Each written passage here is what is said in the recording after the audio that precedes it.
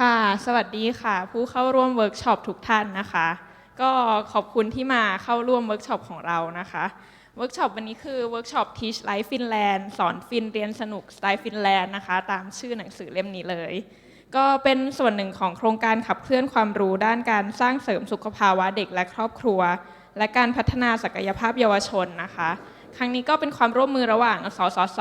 สำนักพิมพ์ bookscape แล้วก็ศูนย์วิจัยและพัฒนาการศึกษาเพื่อการพัฒนาที่ยั่งยืนคณะครุศาสตร์จุฬาลงกรณ์มหาวิทยาลัยค่ะวันนี้เราได้รับเกียรติจากคุณเฮกิกาฮูอุปทูตรักษาการแทนเอกอัครราชทูตจากสถานทูตฟินแลนด์มากล่าวเปิดนะคะ Please welcome Mr. Heki Gahu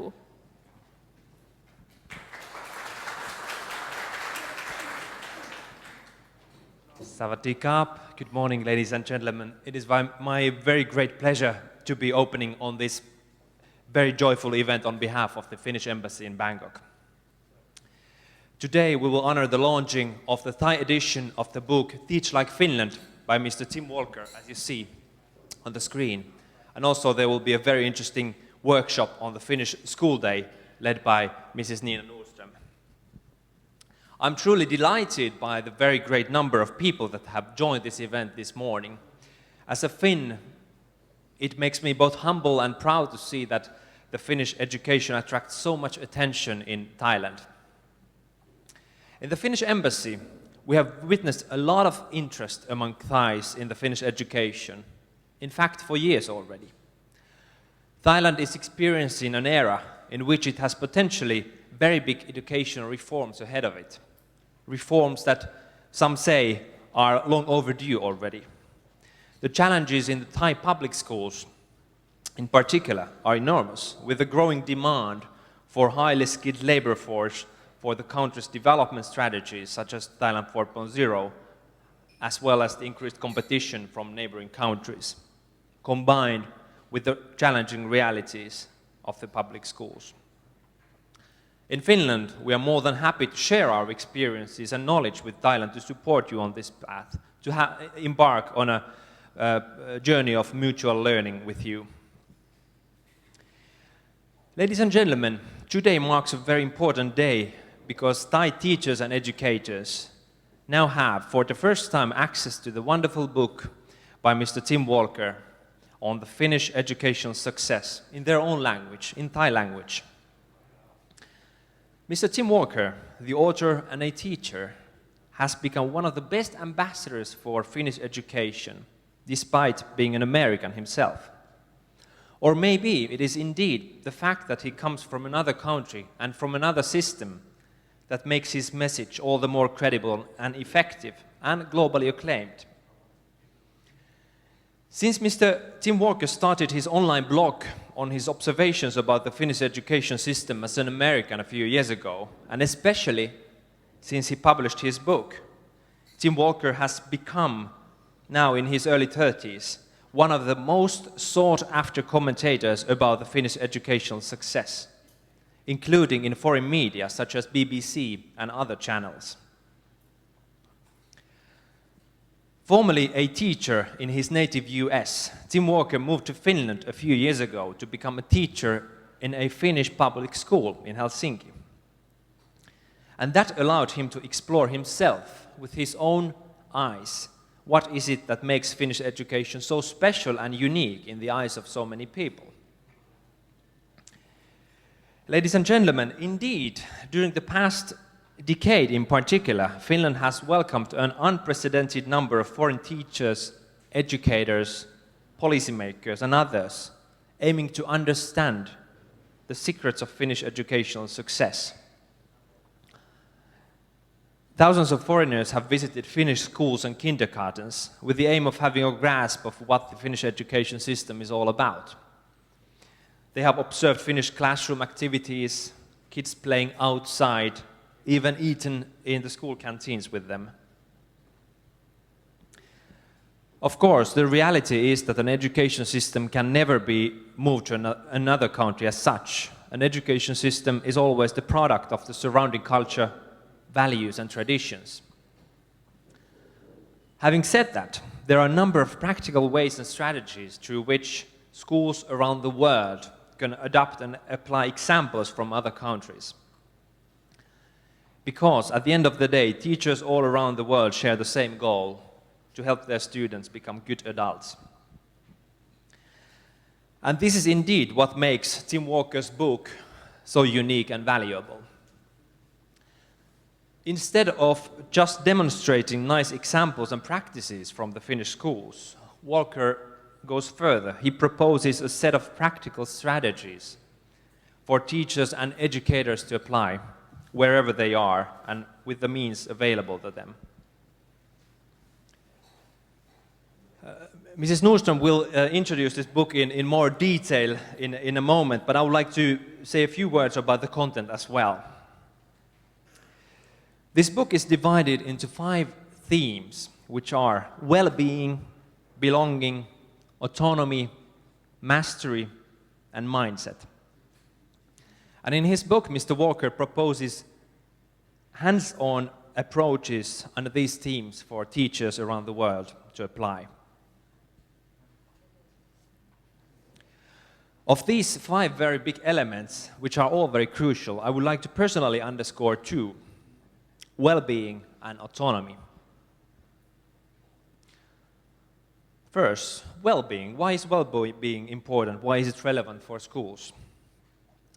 Mr. Walker nicely demonstrates in his books that schools do not just exist to make academically successful individuals, but decent human beings that have a healthy and balanced relationship with themselves, with other people, and the environment. In Finnish schools, teachers also acknowledge that in order to be successful, you need to take care of your basic needs first. One very fundamental yet simple tool to make this happen is to allow students to have frequent breaks. Human brains are not computers. They are simply not made to stay fit and concentrated and focused forever. Like very strong academic research shows, breaks are a necessary recipe for focus. In Finnish primary schools, there's a 15-minute recess per every 45 minutes of teaching. And during this break, kids go outside to play, to explore things, and to enjoy themselves, to have fun. Teachers, meanwhile, during these breaks, they go interact with each other over a cup of coffee in the teacher's lounge. And after such breaks, both students and teachers feel refreshed and focused. In Finland, school days are also short, especially for elementary school kids, if you have an international comparison. They're short to allow kids to have enough time to play after school. The same reasoning applies to the amount of homework given to the Finnish kids, which is very low in international comparison. Because play, free time, and rest are such necessary elements of childhood, and they form the building blocks for true learning and creativity. Another aspect of the theme of well-being I would like to point out is the comprehensive approach to education in Finland. Education is never just about knowledge and narrow-minded academic success. In Finland, kids are taught basic life skills to make sure everybody's roughly on the same footing in life. In Finnish school curricula, there's a lot of focus on providing kids with basic tools to a healthy lifestyle and, for example, eating habits, recycling, environmental awareness, first-hand knowledge of the natural environment such as forests, and command of some basic craft skills, for example. Ladies and gentlemen, the other big theme I would like to highlight today is autonomy, which is also a very characteristic aspect of Finnish schools. Autonomy has 2 dimensions, or many more actually we will hear, but I would like to point out 2. First, teachers in Finland enjoy a lot of autonomy as to how they act in the classroom. Finnish curricula documents are very short and concise, in fact, in international comparison. They are meant to mainly give basic guidelines while allowing school principals and teachers to actually plan how to teach. Teachers are highly qualified with a mandatory master's degree, and the teacher profession attracts talented people. Trust upon teachers is one of the key components of the Finnish education success. And with trust comes responsibility, but also encouragement and creativity. The second dimension of autonomy I would like to point out is trust on the students. Teachers trust their students and respect their opinion. Students are not seen as objects, but as collaborators to ask opinion from and to engage with.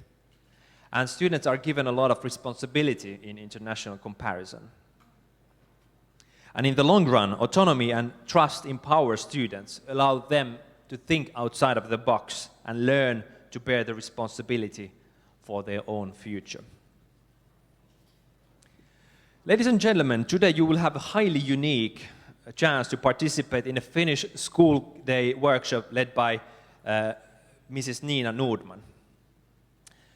I understood that Nina, a very experienced Finnish educator now based in Singapore, will guide you through some of the interesting elements of Finnish education as inspired by the book by Mr. Walker and her own experiences as well.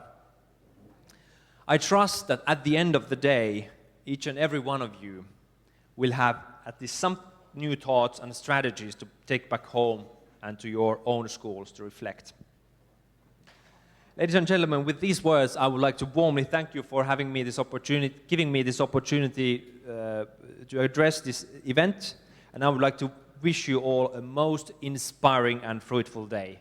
Thank you, Khop Kun Kap. ค่ะขอบคุณคุณเฮกินะคะก็เดี๋ยวต่อไปจะเริ่มช่วงเวิร์กช็อปเลยนะคะก่อนอื่นขอแจ้งก่อนว่าเวิร์กช็อปจะเป็นภาษาอังกฤษทั้งหมดถ้าเกิดว่าตรงไหนที่ใครอยากให้อธิบายเพิ่มเติมเป็นภาษาไทยอะไรอย่างเงี้ยค่ะสามารถแจ้งสตาฟด้านข้างห้องได้นะคะค่ะก็เวิร์กช็อปวันนี้จะบรรยายโดยคุณนีน่านอร์ดแมนนะคะขอเล่าประวัติคุณนีน่าสั้นๆนิดนึงว่าคุณนีน่าเนี่ยตอนนี้เป็นครูอยู่ที่สิงคโปร์เพิ่งบินมาจากสิงคโปร์เมื่อคืนเลยค่ะก็คุณนีน่าจบการศึกษาด้านครุศาสตร์โดยตรงมาจากฟินแลนด์นะคะแล้วก็ยังมีดีกรีด้านการศึกษาสำหรับเด็กที่มีความต้องการพิเศษอย่างเช่นพวกAsperger หรือว่าสมาธิสั้นอะไรอย่างนี้ด้วยถ้าเกิดใครมีคำถามด้านนี้เป็นพิเศษก็สามารถถามคุณนีน่าได้นะคะตัวคุณนีน่าเนี่ยมีประสบการณ์การสอนมากว่า20 ปีทั้งที่ฟินแลนด์แล้วก็ที่สิงคโปร์เพราะฉะนั้นจะสามารถเปรียบเทียบการสอนได้ว่าพอเอามาประยุกต์ใช้กับประเทศที่มีระบบการศึกษาแบบเน้นการสอบมากๆเนี่ยมันจะเป็นยังไงนะคะก็เพื่อไม่ให้เป็นการเสียเวลานะคะ Please welcome Mrs. Nina Nordman จะขอเดี๋ยวอาจจะต้องรบกวนเลื่อนโต๊ะขึ้นมานิดหนึ่งนะครับเพิ่นว่าเดี๋ยวเราต้องเสริมโต๊ะนะครับอาจจะต้องเสริมโต๊ะอีก2 ตัวนะครับก็เลยรบกวนทีเดียวจะได้ไม่ต้องมาทำระหว่างที่คุณนีน่าเขาสอนนะครับขึ้นมาสักประมาณนี้ได้ไหมครับขอโทษทีนะครับ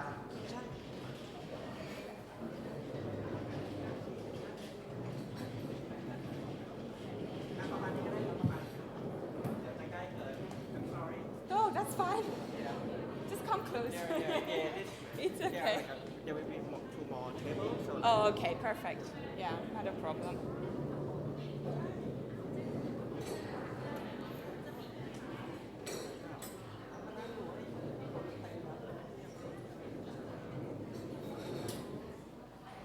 ขอบคุณทุกท่านมากเลยนะครับโอเคครับงั้น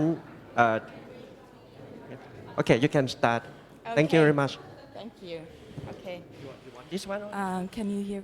I think I take this one. Okay, Arun Savat, and welcome everyone to Teach Like Finland presentation. My name is Nina Nordman, and I feel very honored to be here today. thank you very much, May Natapan and the Bookscape Publishing House for the kind invitation.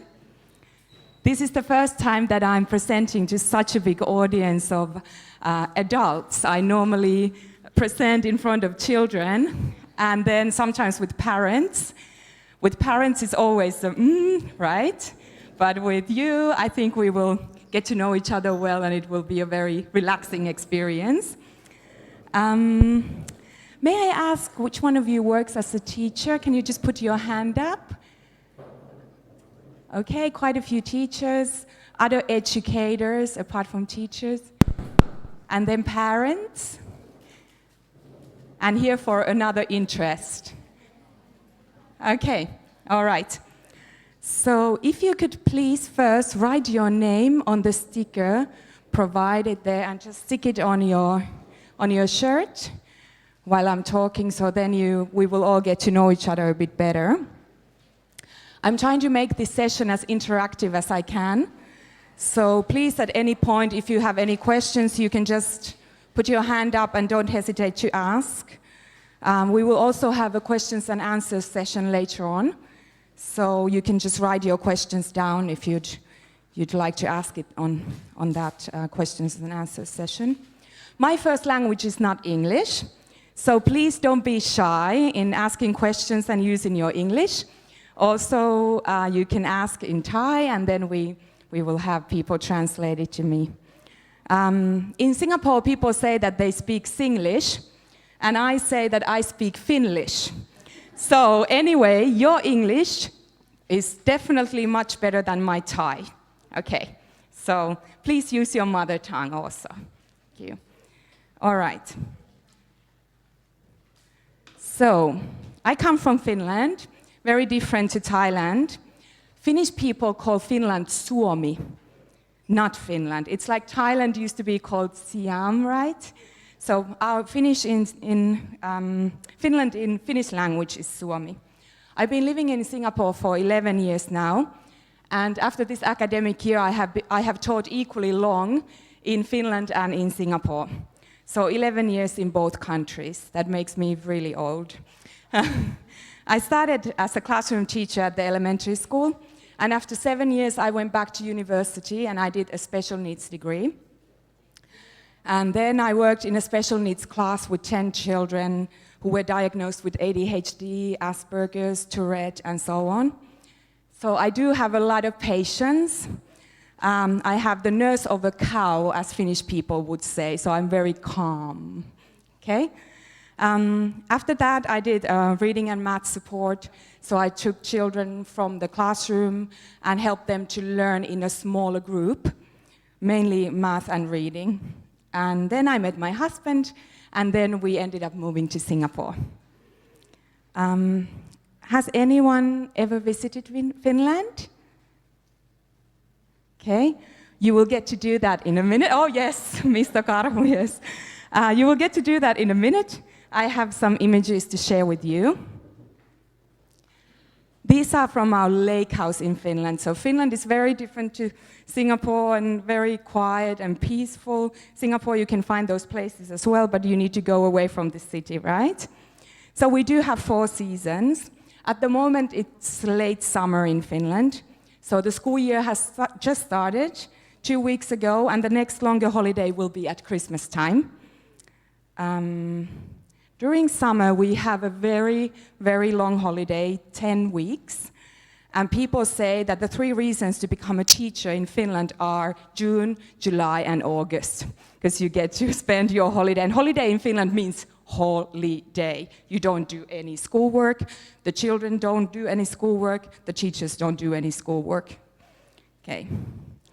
Our national bird is swan, and we are big fans of nature, of course, because that's what Finland is about. I'm also a big fan of swans, as you can probably see from my outfit as well. In Finland, the winters are generally quite long, and we do get loads of snow, especially in the northern part of Finland. And even the lakes, they freeze up during winter. So this is the same lake that you saw in the previous images during winter time, so you can actually walk on it. Okay, but now we come back to Asia. I had never been in Asia before I moved to Singapore 11 years ago, not in any part of Asia. It's not a bad place to live. Has any of you visited Singapore before? Yeah. There I started working in the special needs school for young adults, first as an English language and literature teacher. My first experiences in Singapore were in a working life were a little bit, I would call it a culture shock.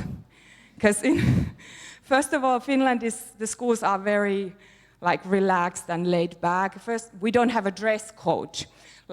So on my first day in Singapore, when I went to work, I was wearing jeans. And then we had this very, very strict headmaster. She came to me, or headmistress, she came to me and she said, Nina, never, never, ever come to work wearing jeans again. I was like, okay, all right, got it. That's the main thing that the teachers would wear in Finland, but it's the weather as well, right? Okay. Also in Finland, we call teachers by their first name. So for my students, I've always been Nina. So please, but you also Nina, okay? And when I came to Singapore, I was Mrs. Nordman. So when somebody called Mrs. Nordman, I never responded. I was like, who's that? And my husband said, that sounds more professional than Nina. And I'm like, well, it's not about that. We think the authority comes from other things, not from what you call your teacher. Okay. So, and also the fact that you need to stay at work until certain time didn't quite, work for me. So in Finland, when you do your lessons and then you go home, and it's up to you where you plan your lessons. And all of us know if you are a teacher, you also work from home. Or your mind is always working. When you're in the bus, you think about work. When you're talking to your husband, you think about work. Or your wife, you think, what's going on?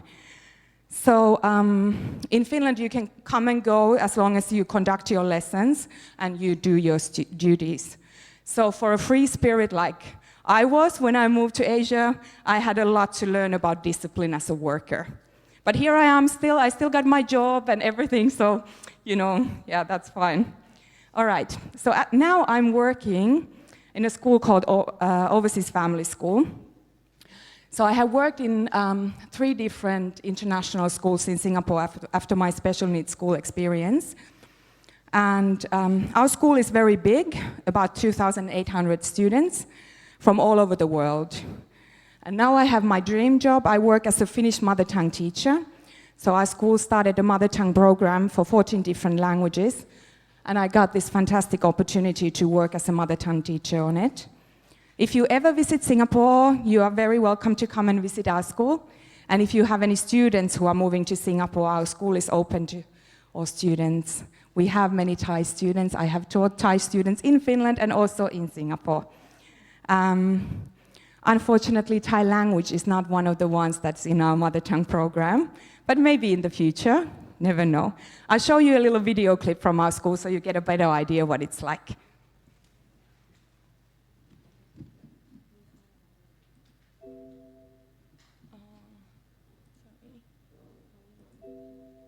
Oh, is it on internet?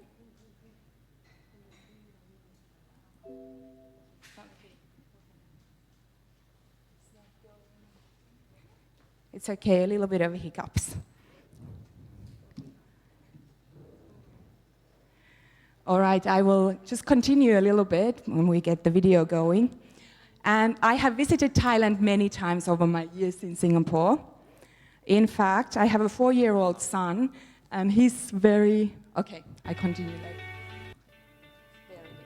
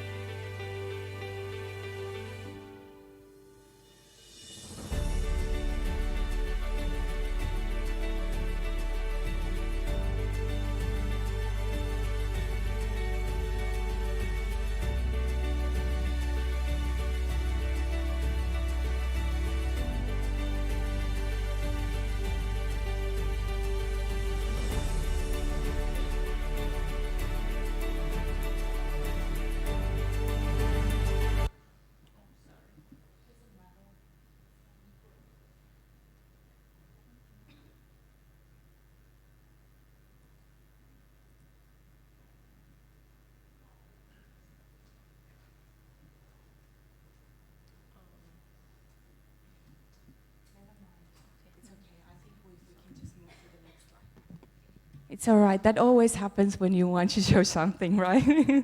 Anyway, I will just click. It's that one. Yeah, perfect. Yeah. This one. Yeah. All right. So as I said before, I visited Thailand many times, and I have a soon 4-year-old son, and his first trip ever to overseas was to Thailand. And here we are on the beach in Phuket, and he's 2.5 months old. I find Thai culture fascinating. You people, you are so friendly, so well-mannered, and your food is straight from heaven. And my favorite one is tom yum soup, and make it spicy, please. Okay, that's enough of me. Saying that this will be an interactive session, first I would like you to fill in a KWL chart about Finnish education. It's in the other handout, the first page. It also gives me a better understanding why you have chosen to come here instead of spending time with your family on this beautiful Saturday. So the KWL chart is about the prior knowledge. What would you like to take home from this workshop? So the first one, the first column is what I know. So I would like you to write a couple of bullet points, what you know about Finnish education. It's okay if you don't know anything, that's fine. And then the second column is what you'd like to know, what do you want to know? And don't write the third one yet, because I hope you will stay until the end and then you have learned something. So the first two columns, and this is only for yourself. Maybe I will ask like if you'd like to share what you have written a bit later on, but just spend maybe about 3 minutes thinking a few bullet points. Okay?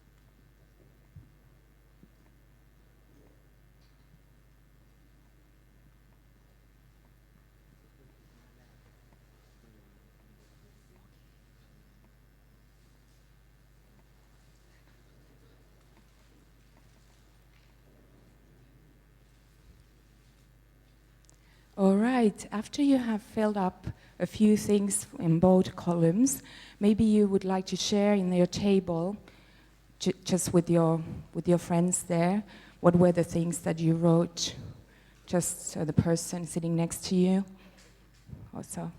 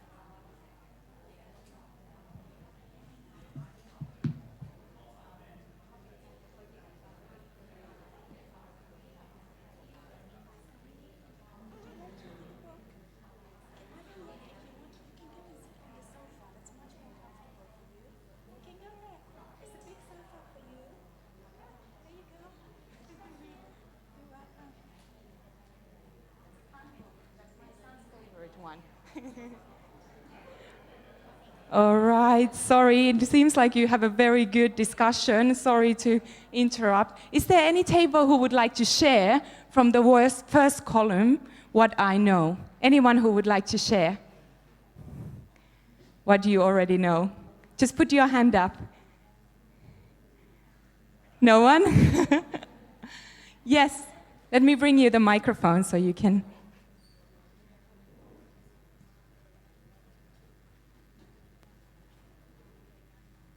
Good morning. What I know, I would like to share what I know that is the Finnish education have playing outside much more than the classroom studying, learning. And the next, what I want to know is how you can manage the portion of the studying outside and in the class according to the level, the grades of the students. Sure. Yes, very good points. Thank you, Dan. Thank you. Yeah, and we might keep that here, so then you can even say it's okay. Anyone else? Of course you can. Yeah. Okay, hi, bye. Okay. What I know that Finland has the best education, and yeah, it's belong to the happiness. I know that Finnish they are like when you measure the happiness, they are the most happy people in the world. And Yes. it is a small country, but has a big system of education and freedom and self-control for students. Okay, I am teacher. I want to know is how can it happen? Yeah, that's the first thing. Good The second question. one, how can it work in Finland? Yeah. And then the way to apply to my students. Yes. The last one, the trick of trust by student. I want student to trust me. Yeah, that's right. Thank you, Bang. Okay. Anyone else? Okay. In case you don't. Yeah. Okay. Perfect. Nope. Right. I'm not sure whether I understand it correctly, but I feel like Finland want to create a good habit into the student, like keep their curiosity and make them have a lifelong learning, something like that. And I'm very curious that I want to know how to maintain this curiosity through their life. Yes. Good question. Okay. I hope I can answer some of that today in the workshop. Thank you very much. We will carry on with the KWL later on in the workshop. Okay? Maybe if, yeah. Okay. That's good. โทษที sorry Yeah, go ถ้าเกิด ahead. สมมติใครอยากแชร์เป็นภาษาไทยก็ได้เหมือนกันนะครับ ถ้าเกิดรู้สึกว่าไม่ comfortable ที่จะแชร์ภาษาอังกฤษก็ได้ เดี๋ยวเราช่วยกันแปลได้นะครับ ขอบคุณครับ Just say if someone want to I express in understood. Thai, so you Yeah, that's fine. will help. Thank you. Yes, please do. We can always translate. Okay. All right. If I wanted to tell you all about Finnish education system and its curriculum, it would take the entire day. This is in a nutshell. So, and something that's new in the latest in Finland. So, our latest curriculum is from year 2016. And normally the curriculums last about 10-year cycles, so every 10 years we have a new one. The main difference between the old and the new curriculum is that previously the curriculum was about what to learn, but now it's about how to learn. So, however, these 6 competences that you see there are the main building blocks for the curriculum at the moment. They are considered as the 21st century competences. And those are the ones that we think that the students will need later on in their lives. The first one is thinking and learning to think. It's about metacognitive skills, and they are a very important part of learning. So understanding your own habits as a learner helps you to learn new content. Also understanding the viewpoints of other people and respecting different opinions. Learning to learn is the key, and discovering one's strengths and appropriate learning strategies for different things. Then the second one is cultural competence, interaction and expression. So a very big part of Finnish education is now about social and emotional learning and finding the good and the strengths in people and building upon them. Also understanding different cultures by experiencing their traditions and building your own cultural identity. We get loads of immigrant children now in Finland also, and I'm sure in Thailand also in your classes you have these children who might have come from other parts of the world, and then you have these so-called third culture children that they don't really have the cultural identity because they're not living in that country where their parents are from. And we also have those challenges in Singapore in international schools. I ask my son, where do you come from? He says, I have a home in Singapore, I have a home in Finland. But he doesn't say that he's Finnish. So I call us Finnaporean. Okay, the next one is taking care of oneself and others and managing daily activities, also safety. This theme is about being organized and managing your own life, that you are able to plan your time wisely and you stick to your schedule and your routines. It also means that you make financially right choices. Also nowadays people seem not so skilled about managing their household, but they spend excessive time on handphones and in social media, but then those daily activities and normal routines are less and less.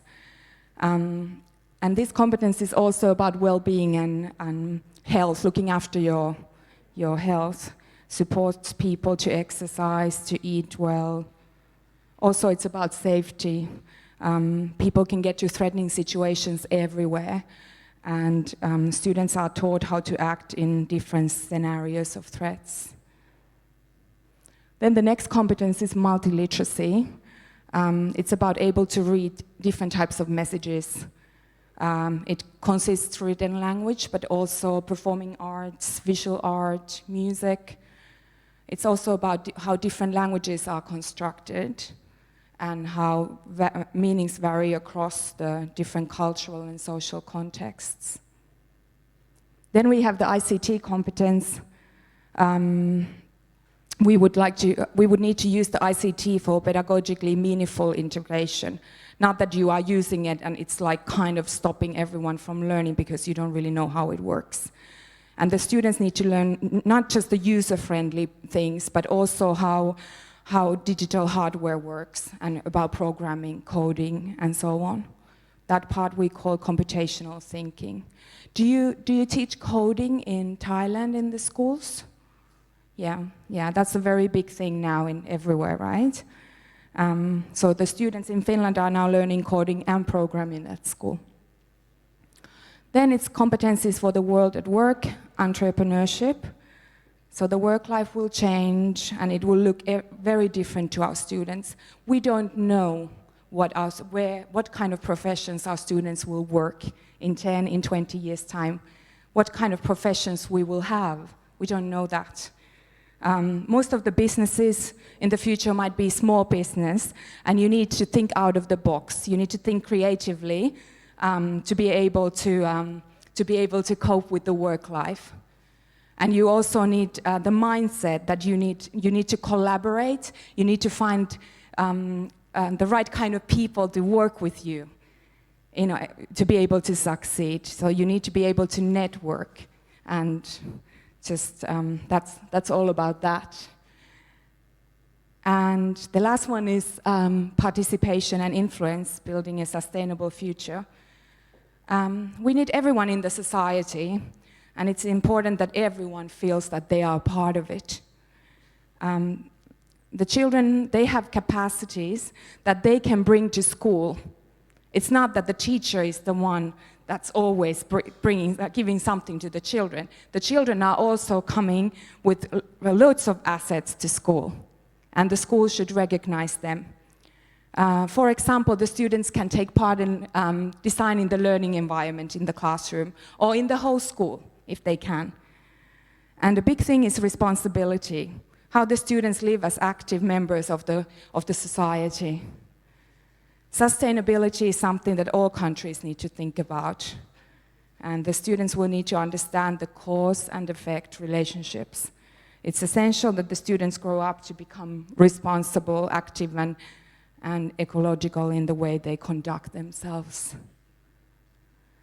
So these are all universal skills, and I will touch these areas in my presentation today in the relation of Teach Like Finland book, and give you some samples and ideas how you could implement them and how you could find resources for them online. Okay, but mainly today my presentation is based on the book Teach Like Finland, and also my own experiences as a teacher in Finland and in Singapore. So the book introduces 33 strategies to a joyful classroom, and it's written by American teacher Mr. Timothy Walker, as Mr. Karhu mentioned earlier. And he was a teacher in Finland. I very much agree with many of the viewpoints from the book. But first of all, I don't think you can, as Mr. Karhu also said, you can take one curriculum and just drop it to another country. In Finland, we have adapted and modeled best practices from other countries and also molded our own curriculum inspired by those. So the schools can be inspired by certain pedagogy, but you cannot, for instance, bring Reggio Emilia to Bangkok. You can have a Reggio Emilia inspired school or kindergarten, but Reggio Emilia is a place in Italy, and it's the culture that, you know, how Italians bring up their children. So it's impossible. So the curriculum is always the child, the baby of the country where it's been delivered. That's my opinion. But one very important, or maybe the most important message in Mr. Walker's book is joy. How to promote joy in classroom. How we keep our students happy and motivated, and at the same time we promote joy. I would like you to have just a little discussion in your groups. What does joy look like in your class? I hope you have loads of joy, and so you can talk about this. And do you pay attention to the joy of learning or the content, and how you could promote joy in your class? You can, if you're not a teacher, then you can talk about how you could promote joy in general, in everyday life, or what are the things that would bring joy. Just a few minutes amongst your group. Go ahead.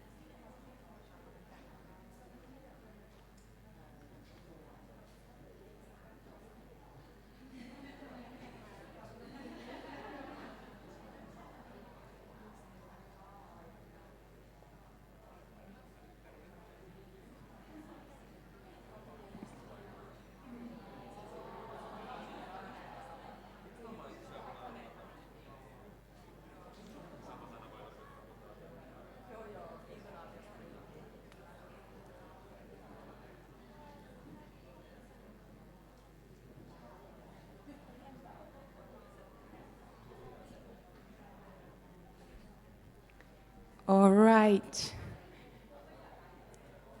I'm sure you had many, many good discussions, and you will have a chance to go back to your joy experiences. And hopefully I can bring you some new ideas how you can do that. Okay. So if you think back of the earliest memories you have are the ones that you have had a strong feeling with, right? So when you have been very sad, or when you have been very happy, or when you have been very excited or surprised. So if you think back in your childhood, the first memories you have are always with a strong emotion, right? And we can still recall those moments. And those are the ones that leave the mark in your brain, right? You can still recall. And why I think joy is very important is that all of us have noted that when there's the emotion, when there's joy in the learning, the children can achieve much more if they can add any feeling into their learning. And of course, we want it to be joy. I'm a very big believer, this is what I always say in the parent information evening, is that it's not so much what you teach. You can teach all sorts of things and children learn loads of things.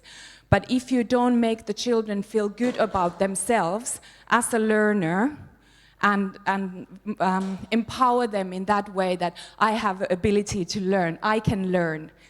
If they don't have that feeling, the whole teaching is sort of meaningless. If they don't have the feeling that they are capable. So that's very, very important. And it should be always in a positive manner when you teach the children, and then you celebrate the little steps that they take, no matter how small they are. I mean the steps, no matter how small the children are. Yeah. So if the students approach the topic in a positive and safe and motivating way, they will achieve better.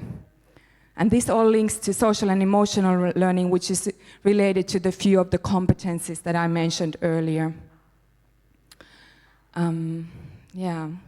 So I feel that that's the main thing that should happen in your classroom, that students feel safe and capable. So, what could you do to bring joy and this in your classroom? The 5 themes that Mr. Karhu mentioned earlier were well-being, belonging, autonomy, mastery, and mindset. And the first theme is the well-being. So, we all know that stress is the greatest challenge for our well-being. And I have a little quote. This is from Finnish National Curriculum. Learning is supported by a peaceful and friendly working atmosphere. So in our curriculum, we have it stated that we need to look after the workplace and well-being. The biggest obstacle for this is, of course, stress and the need to rush and hurry all the time. Do you feel hurried and stressed in your everyday life? I think many of us do.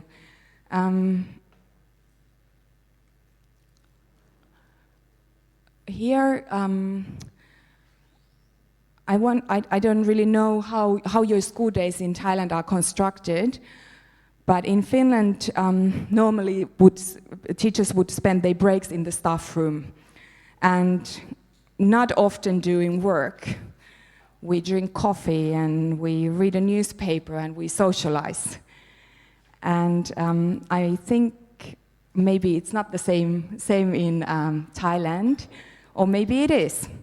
So just spend a minute of thinking, how do you feel that you have enough breaks at work, or do you have breaks at all?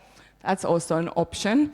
How do you spend your breaks during school day, and how do your students spend their breaks? Just share amongst yourself in the table for 2 minutes.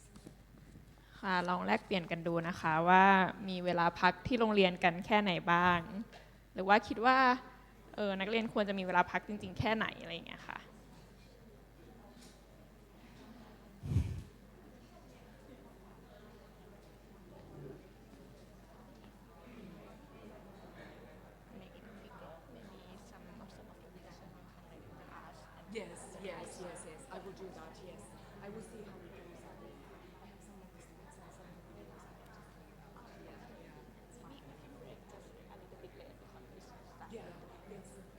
We have the break 1:15. Yeah. The 15 minutes later. Yes, yes. Okay, that's fine.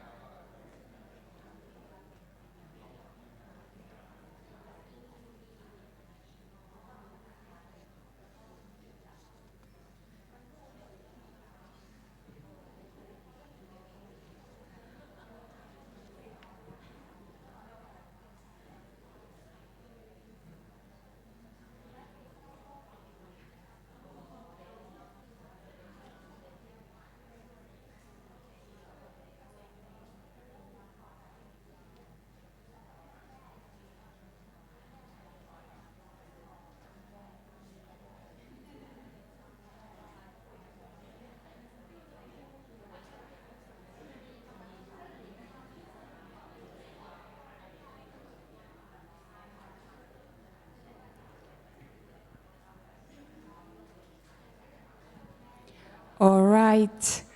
Would someone from this table like to share? Do you feel like you have enough breaks at school? Is any?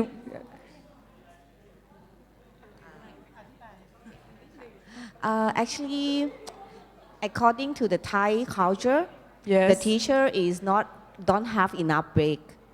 Okay. Yeah, because of the parents is put on pressure to us, also that we need to keep eye on all children. Yes. That is, I know that why we are different from Finland. Yes. Yeah. Do you? How long are your school days? For my school day, we start at 8:30 Okay. until 3:30. Okay. And do the children? How many breaks do they have during the day? From my school is the children is from 2 years old to 6 years old. Okay. So they have many break. Yeah, As we yeah. are Montessori school. Okay. Yeah. Because in Finland, normally our lesson is 45 minutes, and then you have a 15-minute break, as Mr. Karhu mentioned also. Then some schools might have like a 90-minute lesson, and then you have 30-minute break. And then we send the children outside, unless it's colder than minus 15 degrees outside. And we always say there's no such thing as a bad weather, you just have the wrong gear. So you need to make sure that you have the right clothes. We don't have school uniforms in Finland. So everyone comes to school wearing their own clothes. You will see in some of the videos today that we don't have uniforms.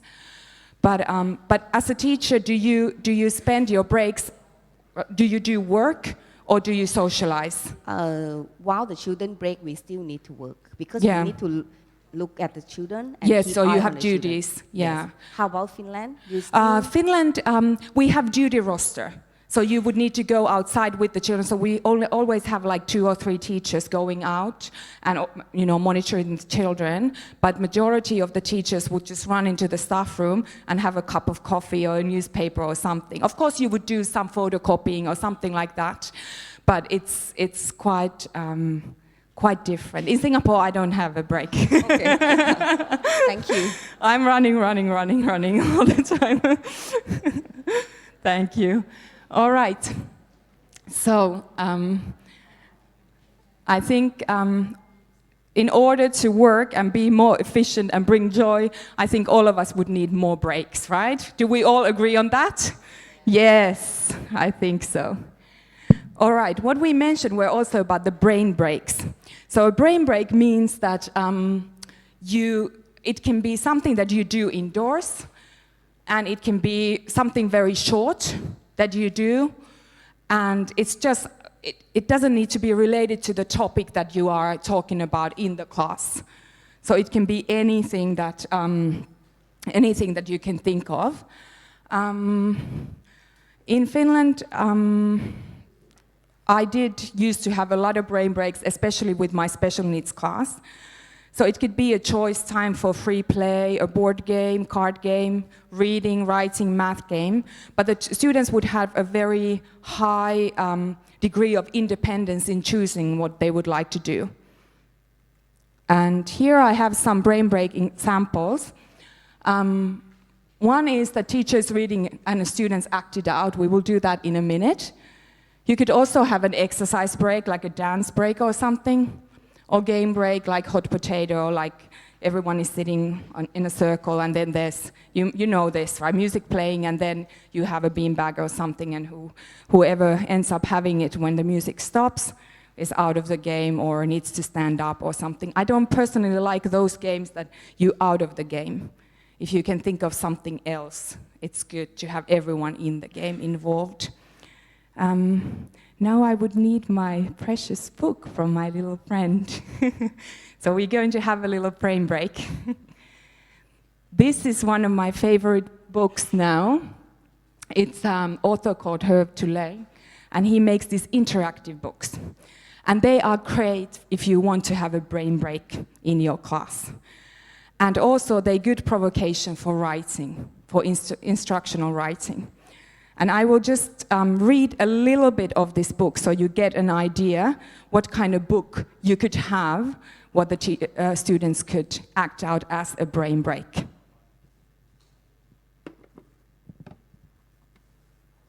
All right, so,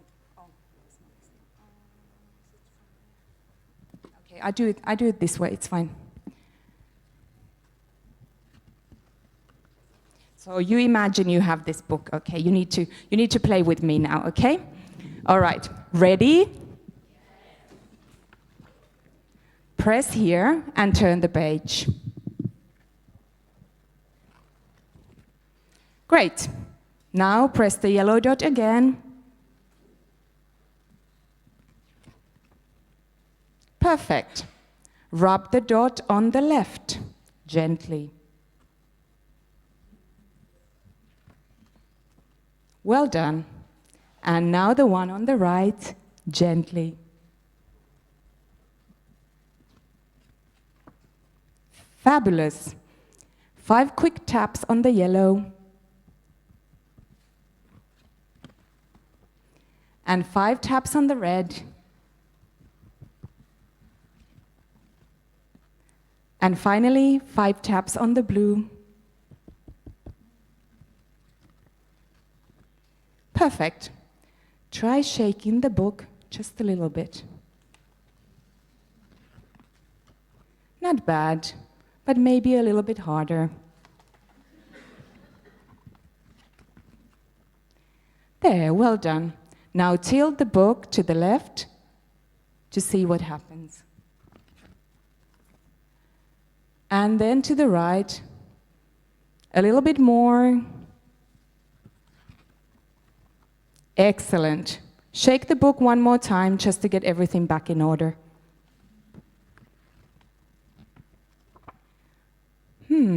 Interesting. Try pressing down really hard on all the yellow dots. That's funny. Turn the lights back on. Try pressing them all again. You got the idea, right?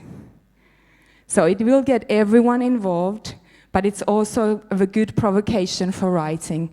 And the children love make books like this to each other. Anything, and it doesn't need to require millions and millions of things, words of writing, because quite often when you give a writing task to your students, you can see their shoulders go down and they're like, oh, writing again. Yeah.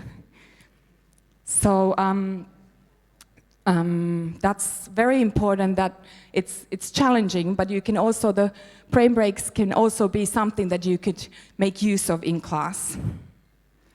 All of us know that students are more attentive after the break than before the break. So if you delay the break, the students are less focused. I'm sorry, but today your break is not going to be at 11 o'clock, it's going to be at 11:15. So I already tell you this, so you're not 11 o'clock, you're not going to be like, okay, when is she going to have a break? But I promise it will be on the dot 11:15. Okay. So, the brain breaks can be, brain breaks can be scheduled in your planning, but also they can be unplanned when necessary. So you know if you see the class is not listening to you, you will change your schedule and do something else. Also, the students can have great ideas of brain breaks. Sometimes they might be the ones that it's never going to happen. Yeah, you can tell me, but I'm not going to do that. But then sometimes they can be a game that they just learn somewhere, and then it boosts their self-esteem and their level of independence when you let them, lead the game in front of the class. Yeah. Okay. One thing about learning is creating a peaceful learning environment, and it's the learning space is very important. In Finland, we don't have a standard or we don't have a rule how you should set your classroom. There's no minimum requirement for displays, and actually the classrooms are really plain. And that's one of the things that Mr. Walker mentions in his book as well. I've got these two pictures here. The one on the right-hand side could be from Finland. The one on the left is definitely not from Finland. I'm a strong believer that the learning space is one of the teachers in the classroom, and when the learning space is well planned, and you set it together with your students, it really helps everyone to achieve better.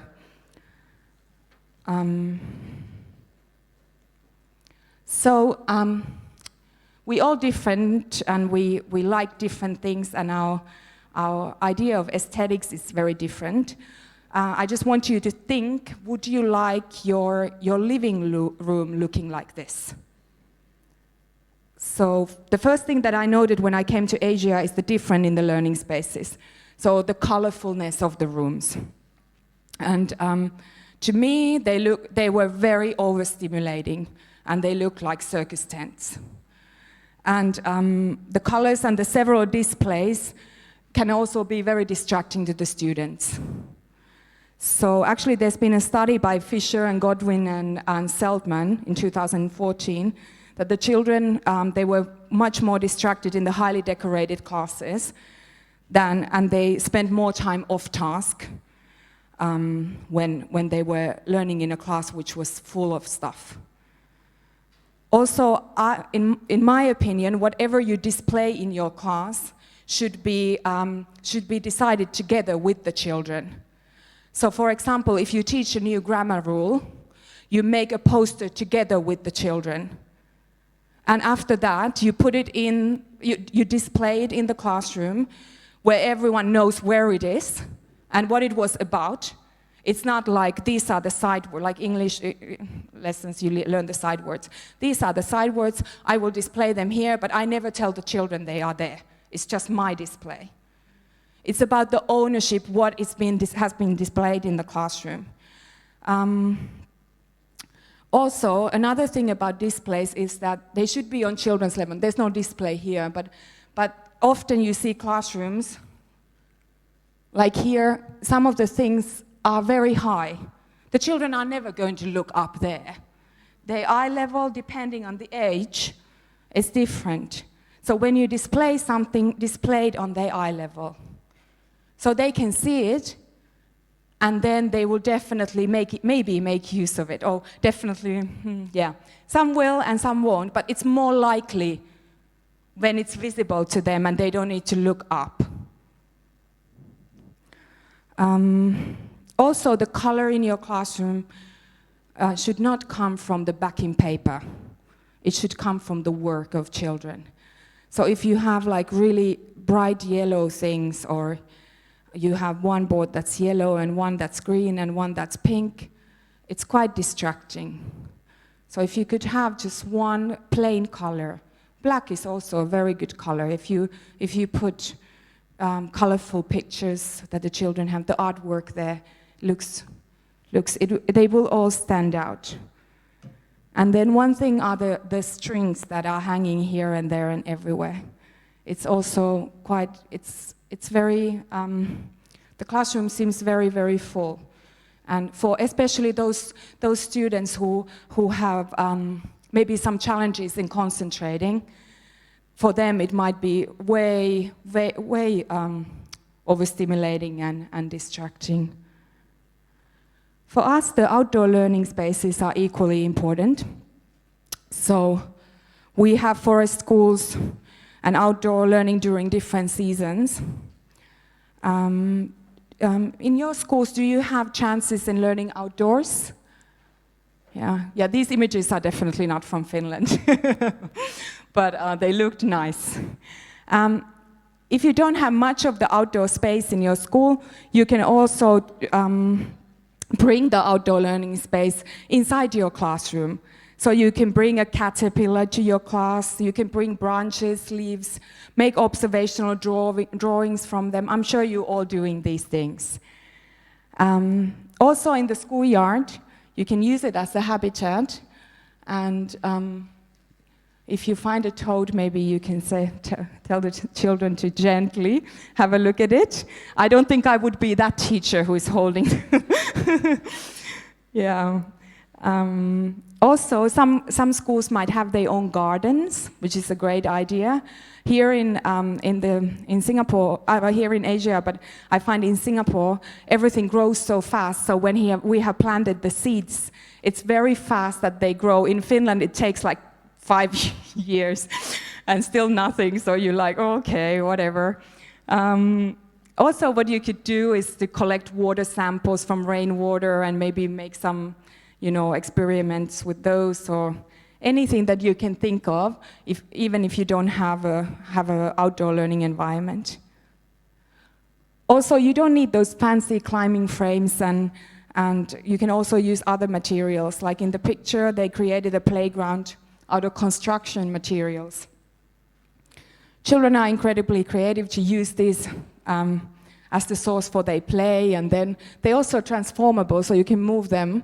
For us, it looks like, just pieces of junk, but for children, it has loads of opportunities what you can do.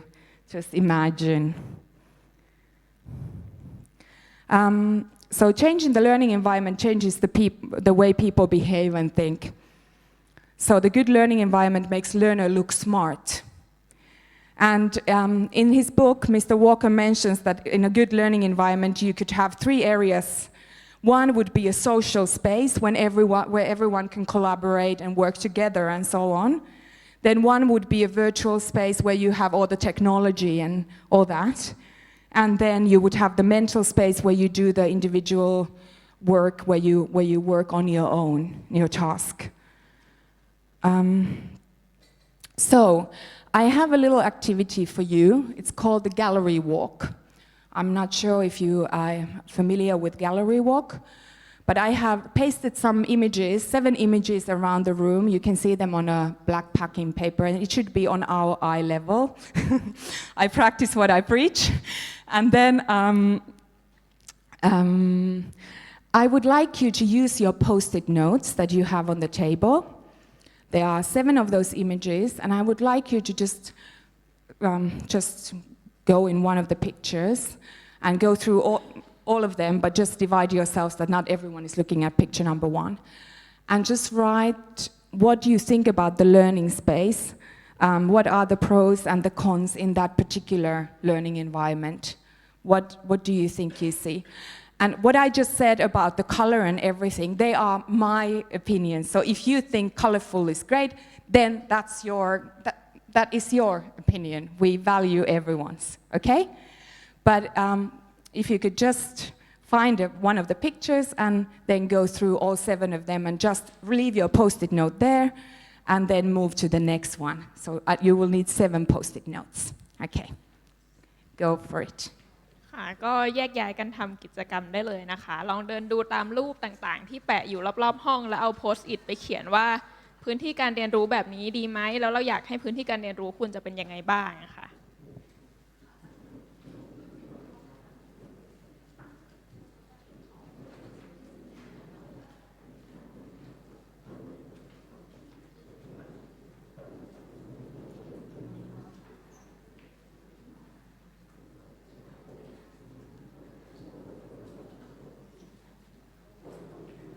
หลังห้องก็มีนะคะ เดินไปด้านหลังห้องกับมุมด้านนู้นก็ยังว่างอยู่นะคะด้านนู้นก็ได้ค่ะด้านนู้นค่อนข้างคนน้อย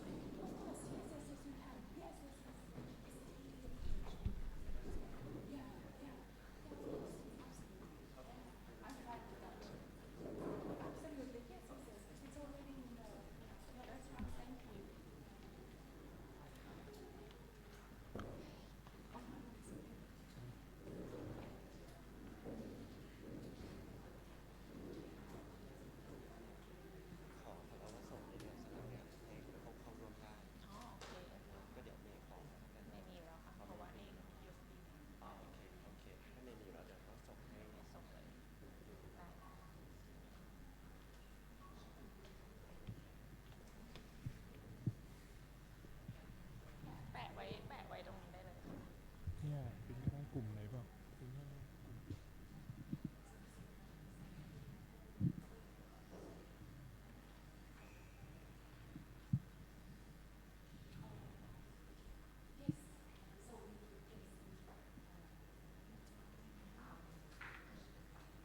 เป็นแบบเขาแปะภาพไว้เขามาแปะภาพไว้ให้เทคป้ายอย่างนั้นเลยค่ะเขามาแปะเมื่อกี้แหละไว้ภาพนี้ไม่มีคนสุราจะให้เทคเตือนกันเลย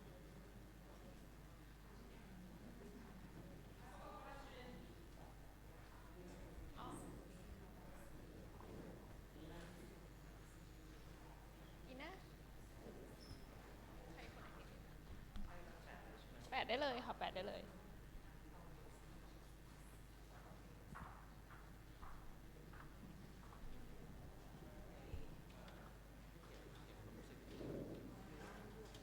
ก็อันที่มีต่อรูปนั้นๆค่ะได้หมดเลยครับค่ะใช่ค่ะตอนเช้าเขาเตรียมมาให้เขียนเหมือนว่ารู้สึกว่าพื้นที่ในรูปเนี่ยมันเป็นยังไงมันดีไหมเป็นพื้นที่การเรียนรู้ที่เหมาะสมหรือเปล่าแล้วว่ามันจะปรับอะไรตรงไหนได้บ้างนะคะได้ค่ะก็เดี๋ยวที่ให้เขียนแปะคือให้เขียนเกี่ยวกับพื้นที่การเรียนรู้ในรูปนั้นๆนะคะว่าเรารู้สึกว่ามันเป็นยังไงมันจะปรับตรงไหนได้บ้างนีน่าเขาบอกว่าไม่ต้องตรงกับที่เขาบอกก็ได้เอาตามที่ตัวเรารู้สึกว่าเหมาะสมนะคะ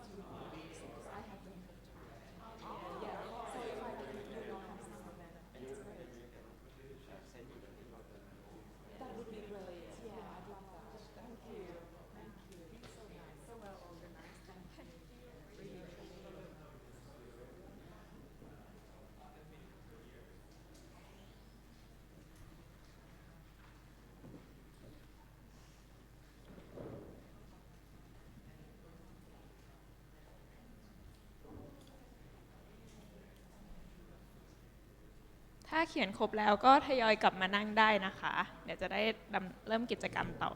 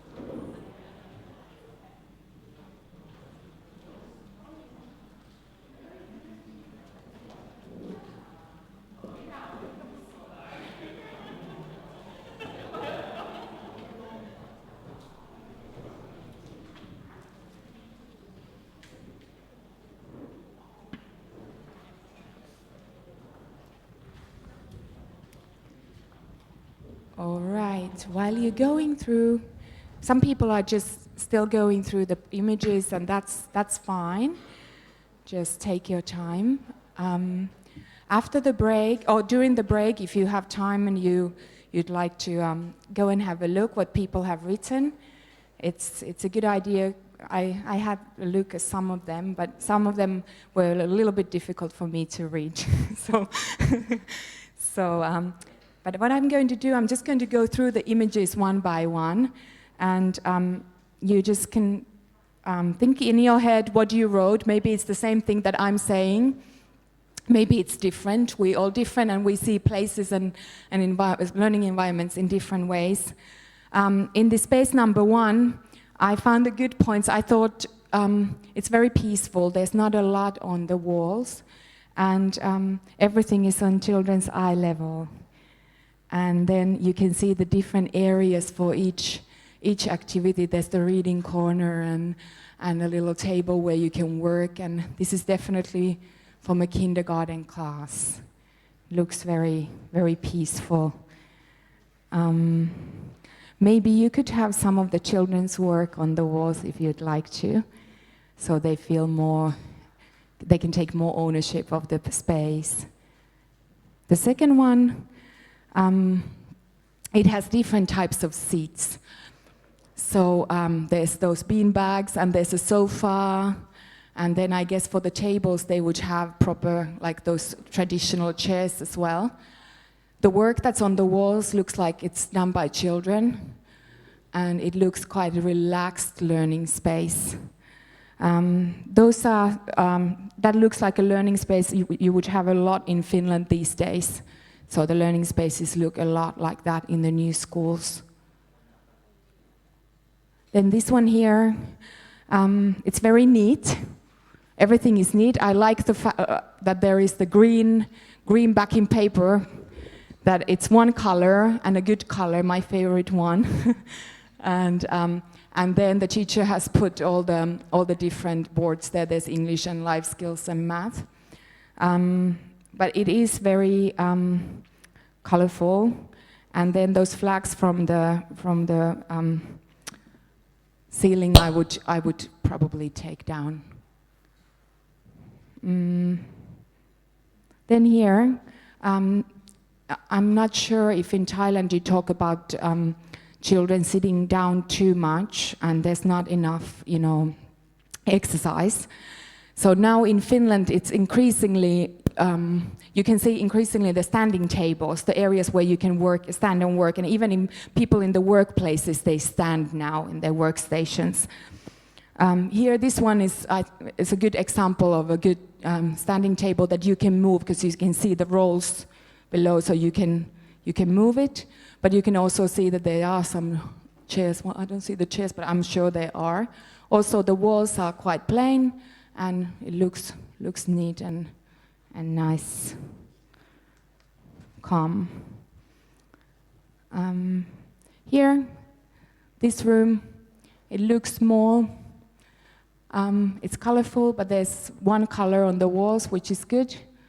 Some of the displays are very high, considering that the children look kindergarten age. I like the fact that they are not sitting like on the tables and there's just chairs in the circle, and it looks like there's a fun activity going on, even though the teacher is pointing at the children, but I think it's something fun that they are doing. And that's also transferable. You have lots of opportunities with a space like that. The letters up there, I don't know if never ever any of the children has looked so high where you can see the letters. Here, I really like this one. It's very calm. There are beds stacked there. It's definitely a kindergarten one. Even though there's color, they are calm colors. Some nice pictures there, and they're eating and sleeping in the same space. But to me, it looks peaceful, nice learning environment. Here, this could be from Finland, and I actually think it is. Very traditional, old Finnish classroom. The tables are one by one, but you can see some gym balls there. The girl at the front is sitting on this gym ball. Does any one of you have a Pilates ball or gym ball in your class? And I have one in my room, and it takes a while. Once they sit on it, then they bounce. And I said, okay, 5 minutes, you bounce as long as you like, bounce as much as you can, and then no more bouncing. And after a while, after a week or so of pulling your nerve, the students finally will just sit quietly on it. And they will move a little bit, but actually for some students, especially if they have any problems with concentration, they will actually listen to you better when they sit on one of those, or on a beanbag. Or if they have like, I don't know what you call it, but you know those kind of cushions that have little, like a hedgehog type of a cushion. I don't know what it's called, but little things that you can sit on and you can move a little bit, that would be fine. And here you can't see any packing papers.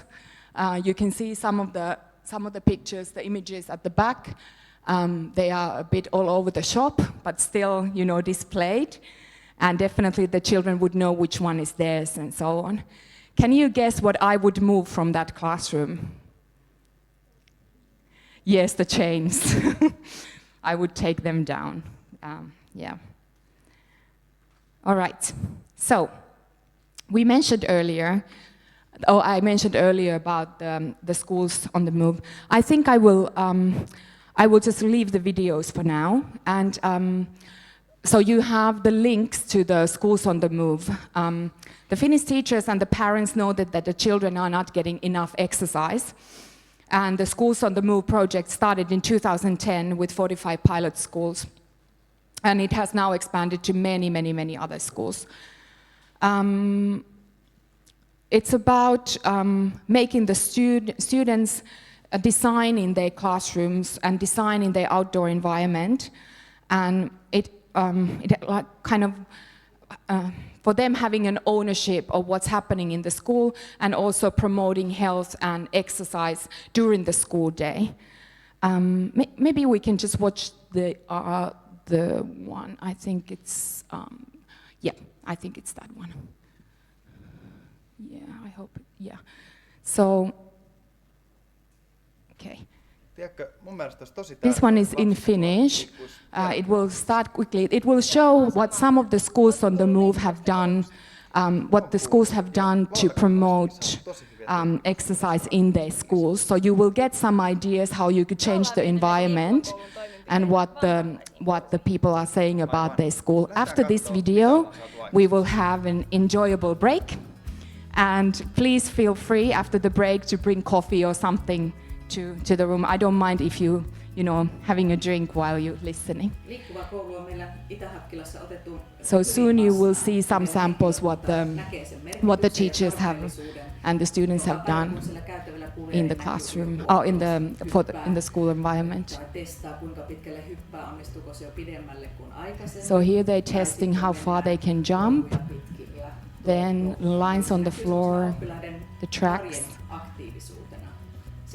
Here you can see the thing up on the roof where you need to jump when you go out. I don't know if you like to run in your classrooms or inside the school. So in the winter time, of course, everyone goes outside. The children who have the yellow vests, they are recess activators. So they have been trained to come up with some activities for other children, and they are leading the activities. This is from the elementary school, so from children from 6 to 12-year-olds.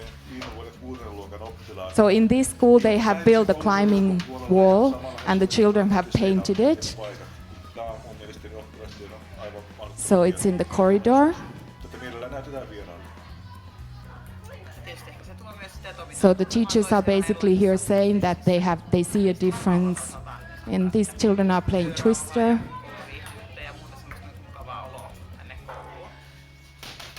And then you can have a boxing.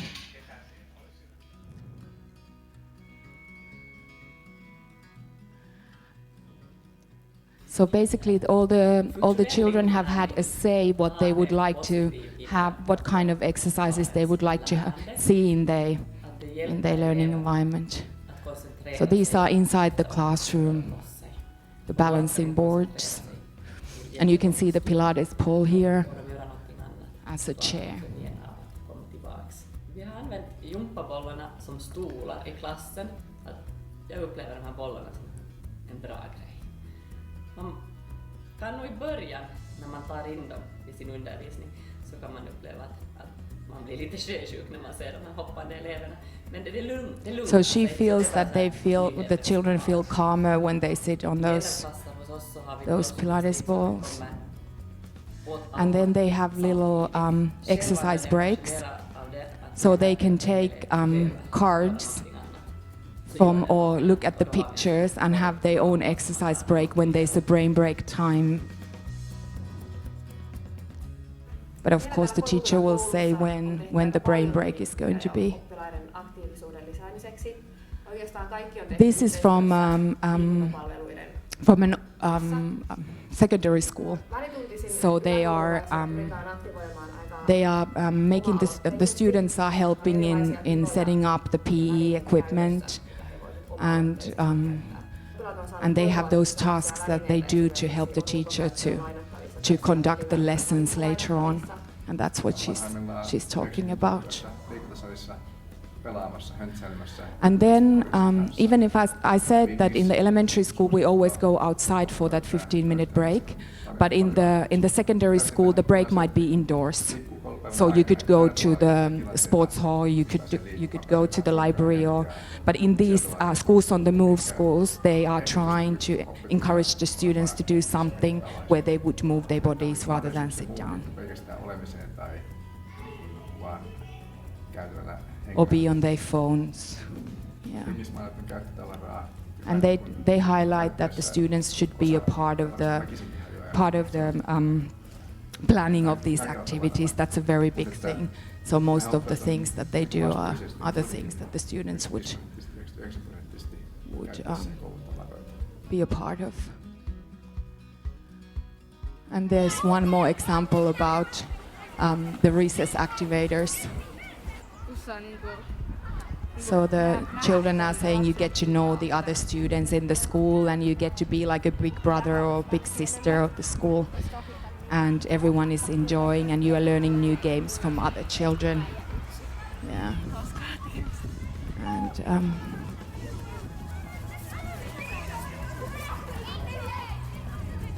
all right. And it's time for a break. Sorry, 1 minute over time. I apologize. Enjoy your break. See you in 15 minutes.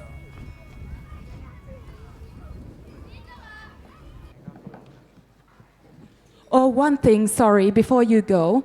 For the next session, could I please ask you if you could download the app called Kahoot? If you don't have it, K-A-H-O-O-T, Kahoot. Is there a whiteboard here anyway? I could write it there. Or I can just maybe go on the slide where it says KAHOOT นะคะลองเสิร์ชหาดู KAHOOT Kahoot ใช่ลองดาวน์โหลดกันดูใช้ Wi-Fi ที่ลงทะเบียนไปได้นะคะแล้วก็เดี๋ยวเบรกประมาณ 10-15 นาทีใครจะเอาเข้ามาเอาของกินเข้ามากินต่อในห้องนี้ก็ได้นะคะ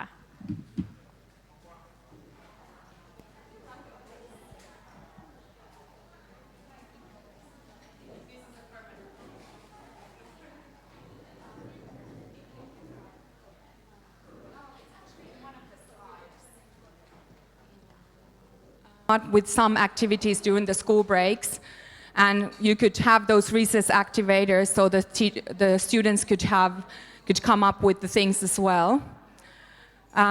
Also, if you can, in your schedule, if you can add a long activity-based break in your schedule, that would be great. As you could see, the cards that the teacher had, that you can have an exercise break and take a card. And also, the gallery walk that we had earlier, something like that could be easily done with your class. So you could have, like, let's say, one thing that I have done in art classes, I have put the images that the children have created in the classroom, and then everyone has one post-it note and they write what they like about that piece of art that their friend has created. That's one day of doing it. Or if you learn like word classes, you would have different activities like verbs here, action words, nouns, and so on. Gallery walk is a very easy way to do different kinds of things. Also, you can facilitate the schoolyard to help with the physical activity exercises. And then the learning environment, standing workstations, gym balls, and so on. I guess in your schools, most of the children come to school by bus, right? Yeah, so because in Finland, the children normally they would walk or cycle or ski or something like that to school. So we don't have many students who come by bus. So basically only in the towns, but in the cities, in Helsinki. Well, there are no cities in Finland. Helsinki is our biggest town, I would say. City, I don't think so. I wouldn't call it a city. Okay, now I would like you to play with me. You will need to dance a little bit. So please stand up, push in your chair.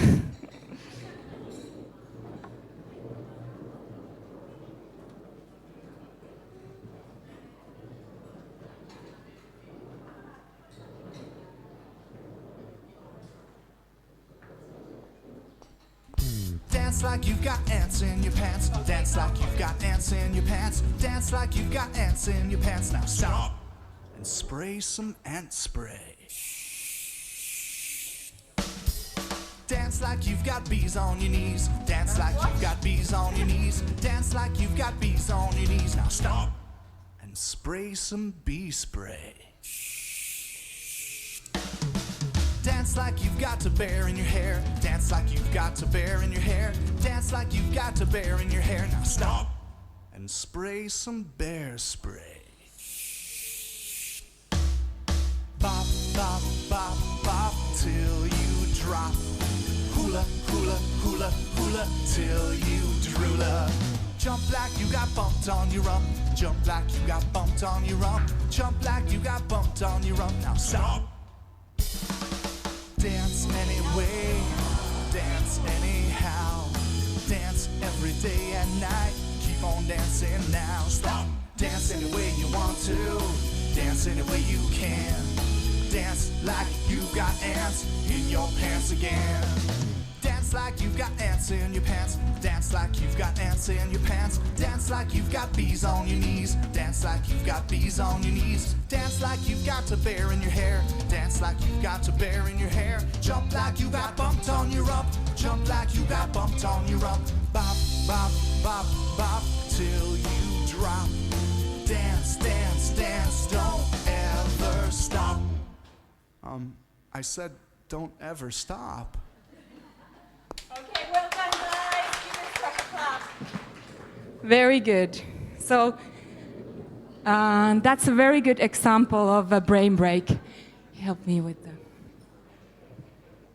And the children, they really love that song. And adults too. Okay. All right. So the first theme from the book was well-being, and I just summarized quickly what I've spoken in the first half. So for teachers, you really need to look after your well-being. So if you come in the classroom and you're tired and you're stressed, it's going to have an impact on your students. And the best resource that any school can have is a teacher who is motivated and happy in what he or she does. You can have millions of different equipment and great learning environment, but if the teacher is tired and unmotivated, it's very, very, very bad for the students. So try to complete all your work during school hours if you can, and prioritize. What are the things that you really need to do? You don't maybe need to laminate millions of sheets, or you can do maybe something different. You can have the students to do the work for you. I have become much more, I've become better at this over the years, that I think what are the things that the students can do instead of me spending hours at home preparing the material for them. Then also leave weekends and holidays for yourself. You're already breaking this rule because you're here today. But try to spend that time. It makes you a much better teacher when you have life outside school. And then concentrate to essentials. What are the things that you really need to teach? And what can you leave out? Try to find the key points and teach those. And then the last thing, I call it world knowledge. I think as a teacher, it's great that you explore different things. You go to see a show, or you travel, or you go to the park, or you go to an exhibition. You gain the world knowledge, and then it makes you much more interesting when you have stories to tell to your students. And it doesn't need to be that you travel to Europe. It can be that you were at the park, and what did you see at the park, and what happened to you, and you make it interesting like that. Then for the students, the well-being, you need to stick in the schedule. Don't stretch your lessons. We have one more thing to go, and we need to teach it now. Try not to do that. And then the learning space, try to make it calm, and try to set it in such that the students would be a part of it. Then schedule the brain breaks. You can dance like ants in your pants every day. And then the physical exercise during school hours. And then mindfulness. Have you heard about mindfulness? It's a big hit now. Everything is you think mindfulness. Okay, how does my mind work? Okay, I will show a very simple activity for mindfulness. I don't know much about it, but I am learning about it. And as we move into our next chapter, this is my mindfulness activity. I will play this triangle, and then when we can't hear the sound anymore, I will click on the slide, and then we will start talking about belonging.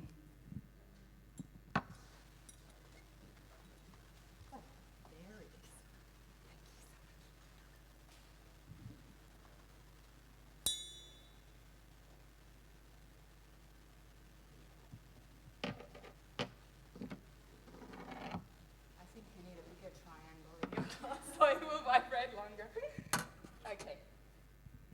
So all of us need to belong in a group, a community of some sort.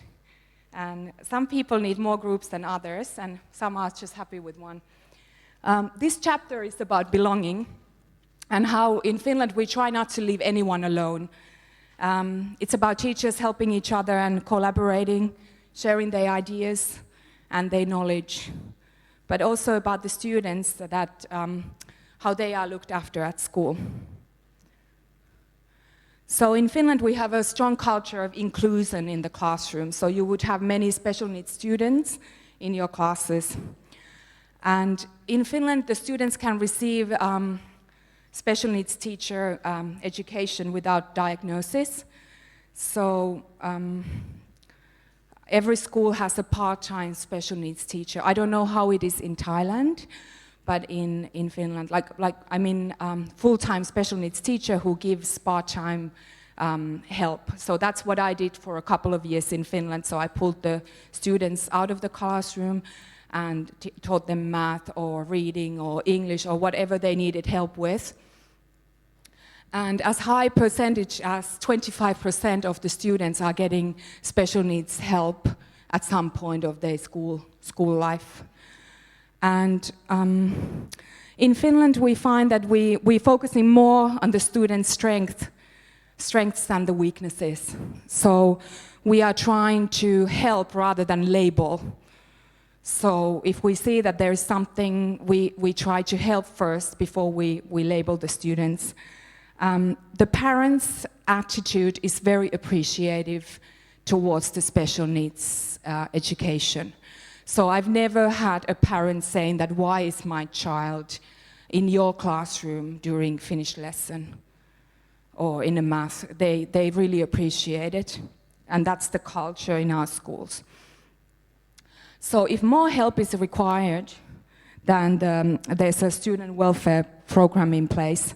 Oh, sorry, this is too early. And the members of the team are a school admin person, the principal or the VP, nurse, psychologist, social worker, special needs teacher, and a teacher. And don't get me wrong, there are no allocated special school psychologists in each school. You would have a district, and the one psychologist, learning psychologist, would have many schools. So they are very busy. Same with the school social worker. So they have a big district to cover. And if we find, when I was teaching in Finland, if we found that there is a student who needs more help, then we met with this group, and then we thought about the plan of action. And these meetings were always without the parents. And then after that, we decided who's going to inform the parents, what is the action that is required with the student, does the student need an assessment of some sort, and then the classroom teacher meets the parents, normally either with the social worker or with the school psychologist, whoever is needed in that meeting. And then we make individual education plans. If the student is assessed, after that, based on the results, you made the individual education plans together with the parents. If there are any therapists or such involved, they will come and help as well. And then you review it every year. Do you make individual education plans for those students who have special needs? Yeah, everything is written. Yeah, that's what I thought as well. But why I'm telling about this is that the main point in the student welfare is to know your students. You really need to know who they are. So instead of being the teacher that you are here in your ivory tower, it's better to be the teacher who is really present and knows that, okay, such and such might have a difficult time at home, and such is maybe not so good at concentrating, and such, that person, it's the main thing about making the children feel that they belong in your classroom and they belong in that school, and they feel the sense of belonging in the society. And the good way to start with your students in the beginning of the year is a human bingo.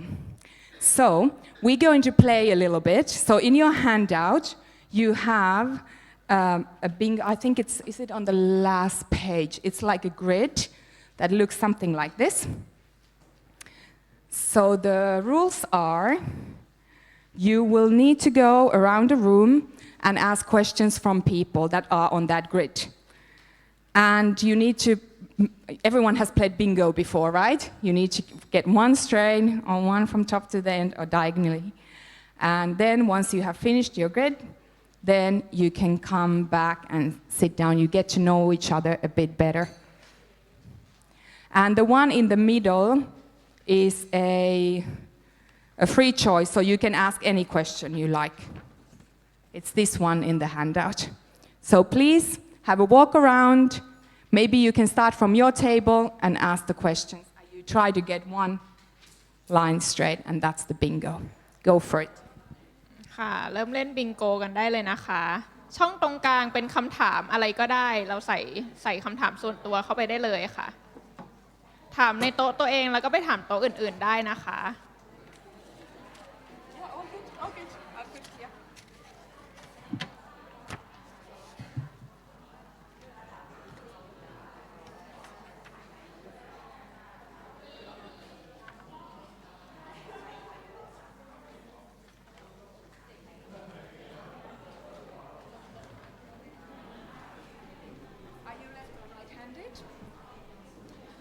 Are you left or right-handed?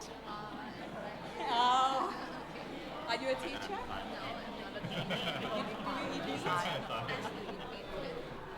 Do you have you seen the new Lion King? Do you hate flying? Are you a neat freak? Okay, perfect. Thank you. How about you?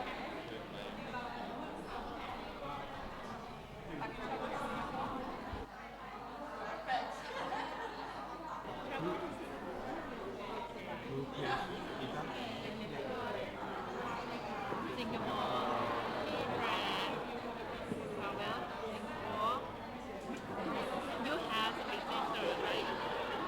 ได้เลยนะคะ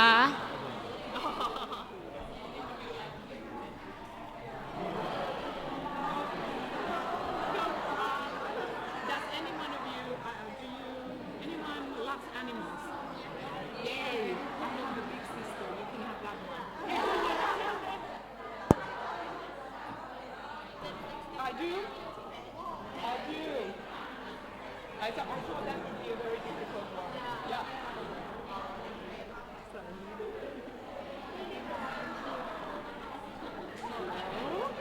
Do you like fishing? Yes, I love fishing. I do that in the summer. And I have a big sister also.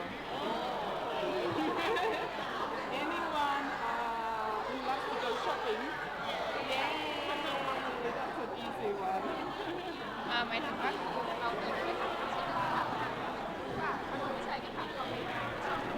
Hello? Anyone whose favorite subject is math? No. Oh, yay! Thank you.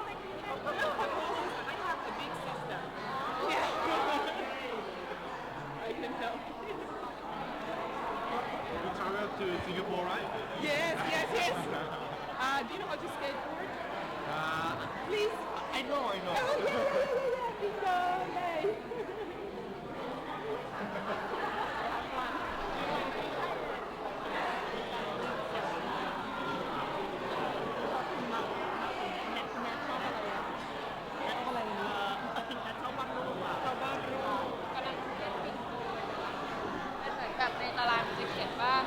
มีคุณสมบัติหลายๆอย่างแล้วเราก็ให้หาคนที่แบบมีข้อนี้เจอคนที่มีคุณสมบัติหลายๆอย่างแบบนี้เลยของเมสเขาจะเก็บใช่ไหมเป็นการส่งกาแฟ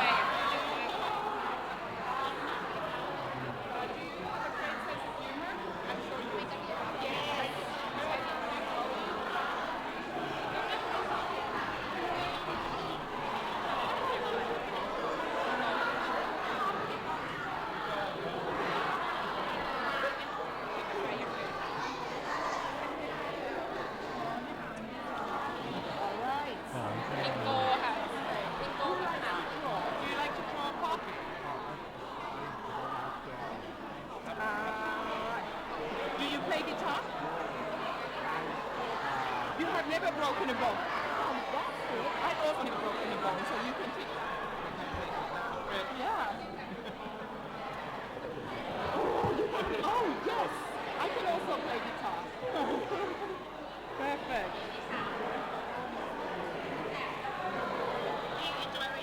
Oh, thank you. I love it. I always have a good side.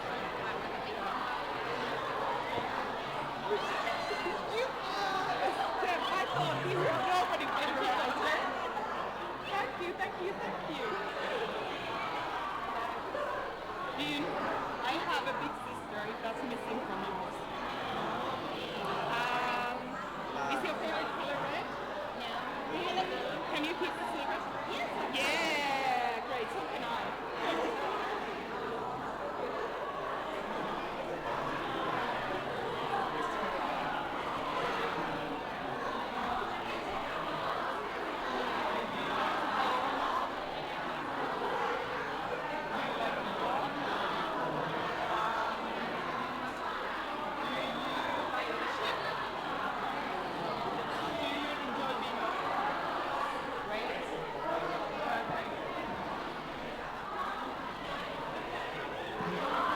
All right, friends, it looks like you're enjoying yourself.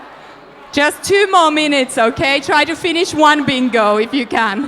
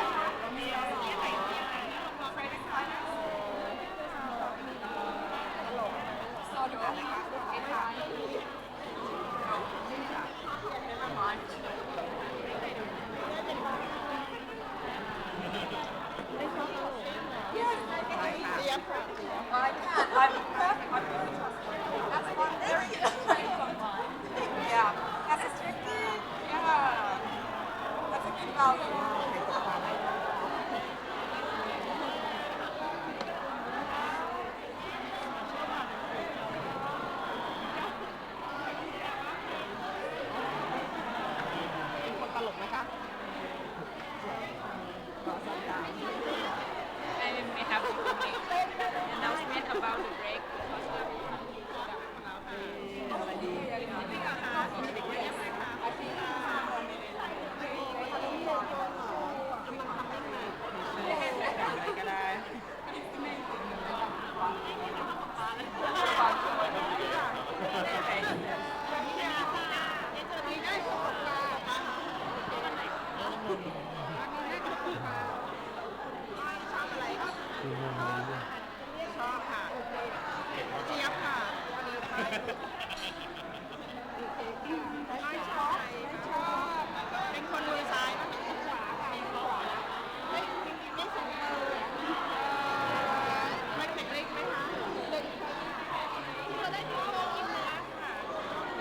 'All right, everyone, if we could please return back to our seats slowly. It doesn't matter if you don't get ticks or names on everyone. Yeah. But I do know someone who has never watched Netflix. ค่ะกับทยอยกลับที่กันได้เลยนะคะ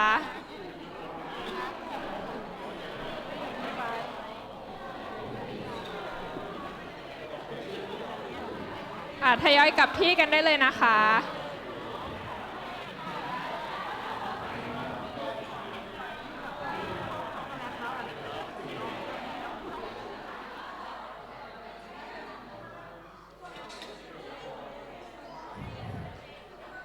ไม่ครบไม่เป็นไร All ค่ะ right, กลับที่ friends, ก่อน and ได้ May ค่ะ also has something she would like to announce first.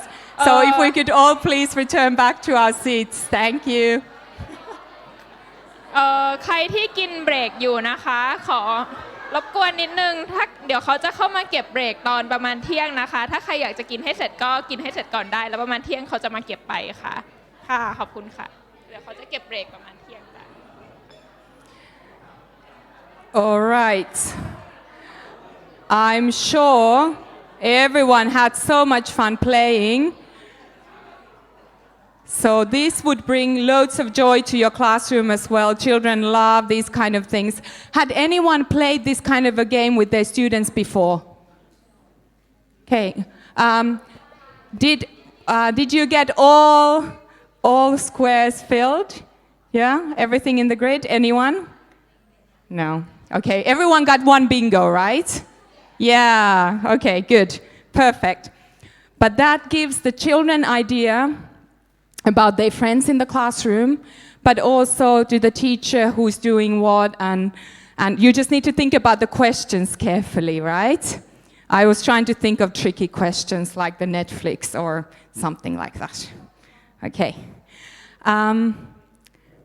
In Finland, we normally teach the same group for 2 years, so the same group of children. So not every year the children will have a new teacher in the elementary school. Some teachers might teach their class throughout the elementary school for 6 years. I don't really agree with this because, because sometimes when you teach the same children for too long, you become like blind of their abilities, and then you start thinking, oh, he is struggling with mathematics, or she's struggling with writing, and then it kind of stops you from doing the right things for the student. So I think 2 years is pretty good. And also if you have very challenging parents, sometimes 2 years is like, I've had enough now, no more. We all know that. And not with everyone you just don't click. And it's the same with the students as well. With some students you click and you share the similar sense of humor and things like that. But with some students you need to be a bit more understanding if your personalities don't match that well.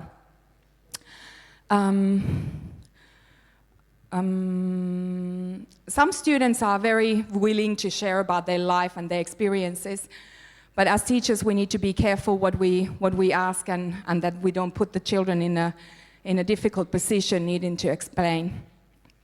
But here are some sample activities for getting to know your students. And there's a little video. I really like this one. We're just gonna have a look.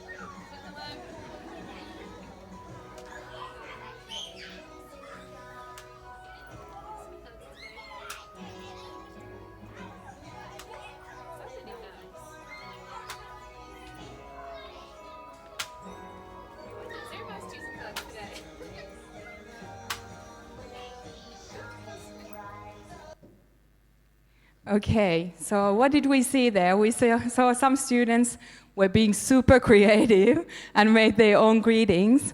In your handout, you have pictures with the Finnish explanations, but if you'd like to use that in your classroom, you can get some ideas here.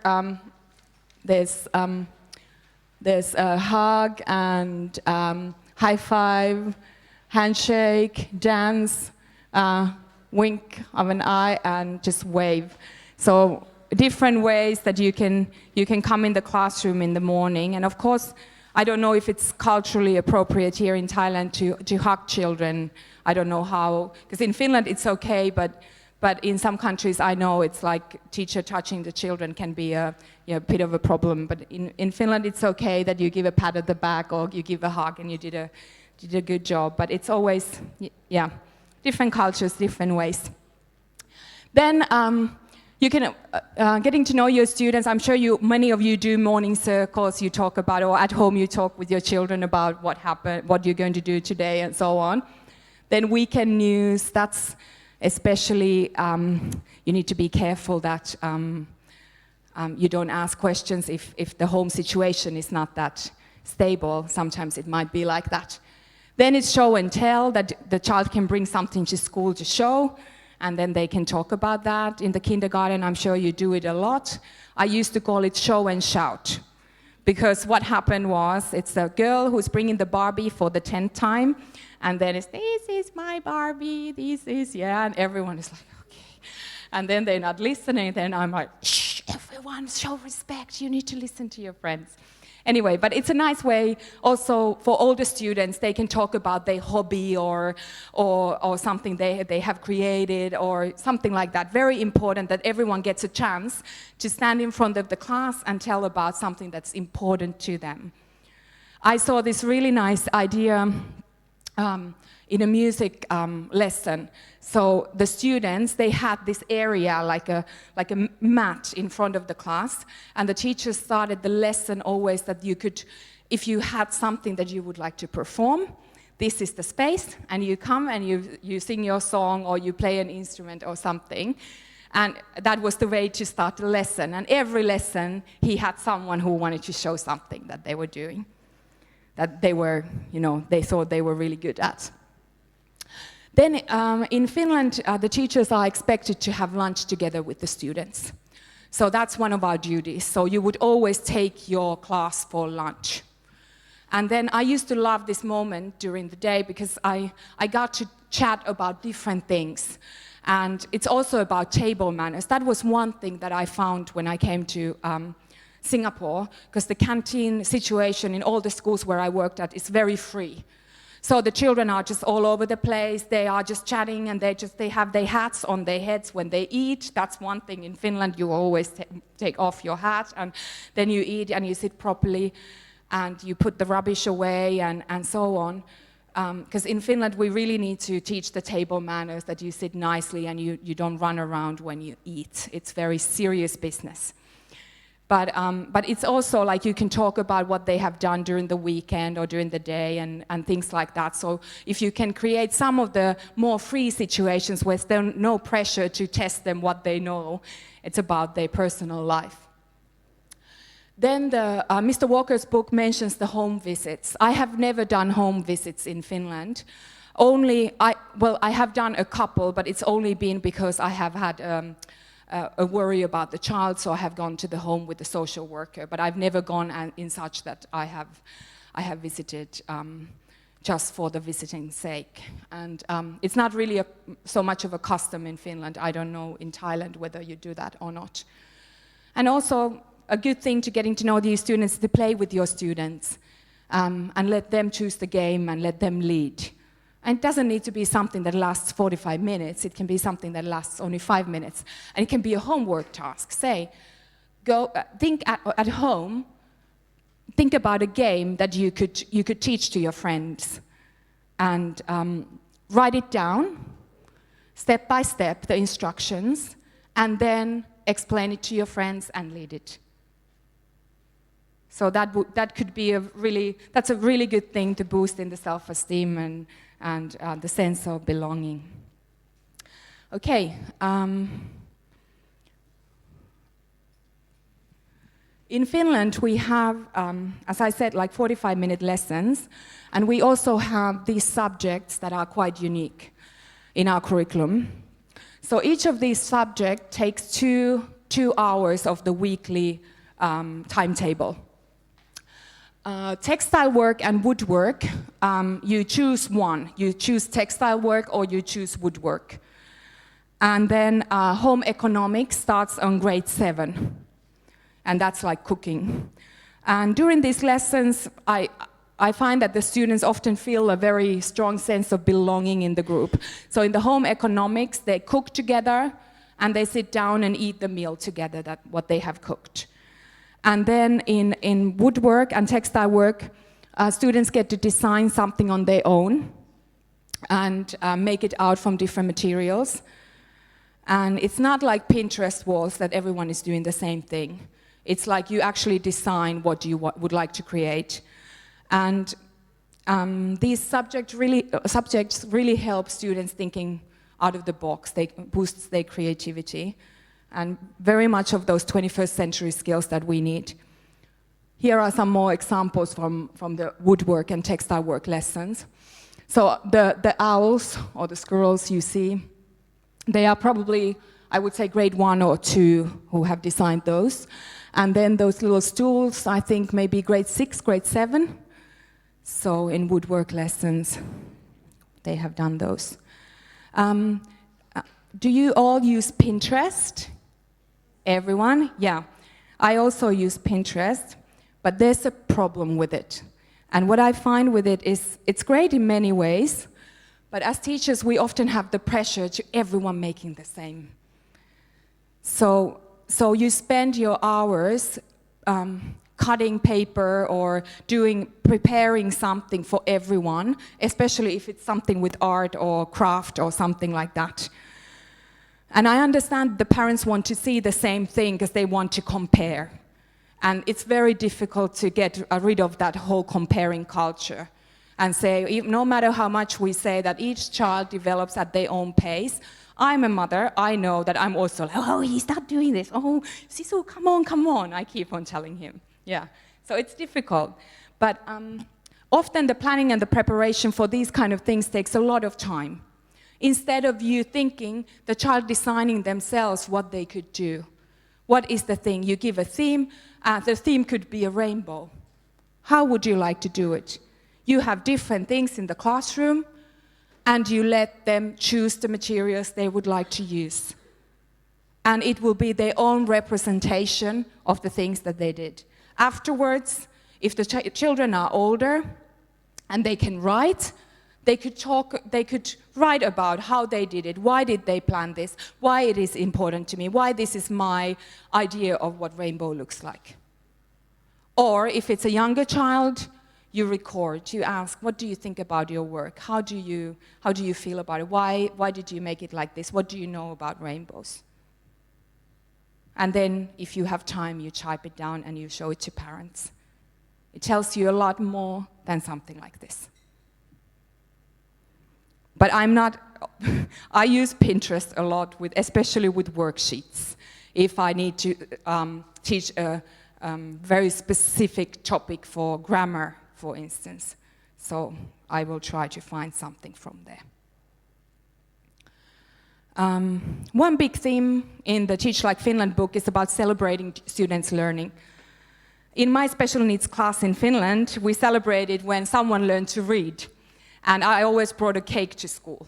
But I only had 10 students, so it didn't break my bank to bring the cake, because I only had 10 cakes to buy.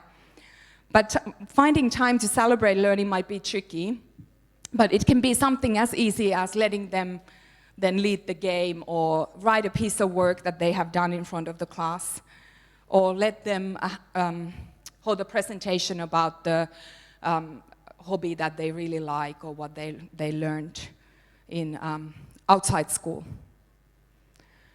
Or if you want something more time-consuming, you could have an evening for parents, not the parent information evening, like an evening where the students present their work. You could have some snacks, you could have some music, the students would have their work there, they could have little presentations or something like that. Some teachers have their own blog where they present the work from the students. Does any one of you have their own blog? No. There's always the problem with the pictures in the blog, because you need to have the rights to use the pictures of students' work and students as well. And nowadays you need to be very careful what you post online. One good thing to strengthen the feeling of belonging in your class is thinking of the dream for your class. Just be careful that it's not a dream that it's made by that only teacher can think of. It should be a dream that's desirable for everyone. In Finland, many of the classes go to a camp school. Do you do camps, like camp schools during like school and excursions, right? Yeah. So when you think about the dream for your class, you could include the students in the planning process, and then also highlight that the dream should be reasonable. It can't be that, you know, we travel to Finland next week.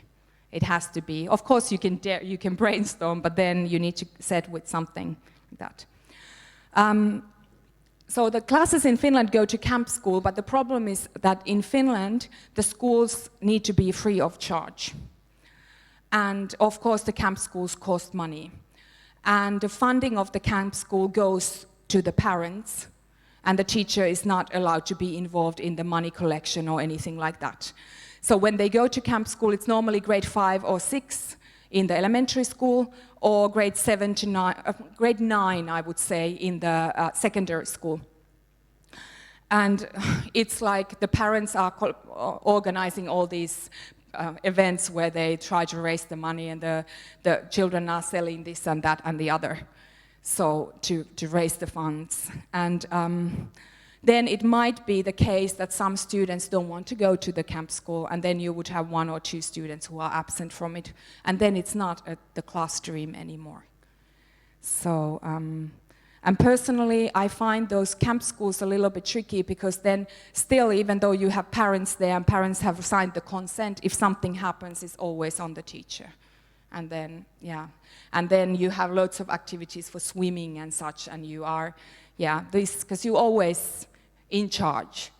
So just, yeah, just be careful if you do things like that. Just keep it in mind, because anything can happen. I've had many things happen during my school years, and luckily nothing really serious, but it's just something that we always keep in mind. What if, right? Maybe you can discuss a little bit in the table that what would be a dream for your class, or you could just write maybe some ideas. You don't need to discuss with your friends, but you can just write some ideas just for a few minutes. What could be a dream for your class, or what would be your own dream? Just for 2 minutes, please.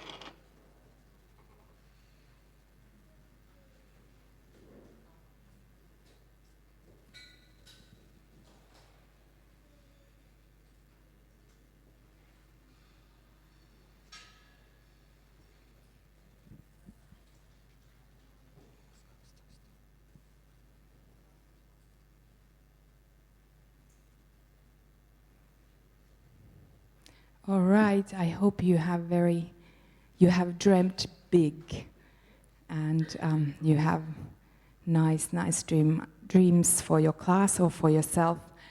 Our next topic is not very, it's a bit sad one. It's about bullying. I don't know why this has jumped, like the G has jumped there, but never mind. I think in your slides it looks okay. All of us know that bullying happens everywhere, right? And if someone says there's no bullying in their school, they're lying, because it's everywhere. There's no school that there's no bullying. And it's amongst the children in the school, but also amongst the adults. In workplaces, in staff room, everywhere. So put your hand up if you've been bullied at school as a child.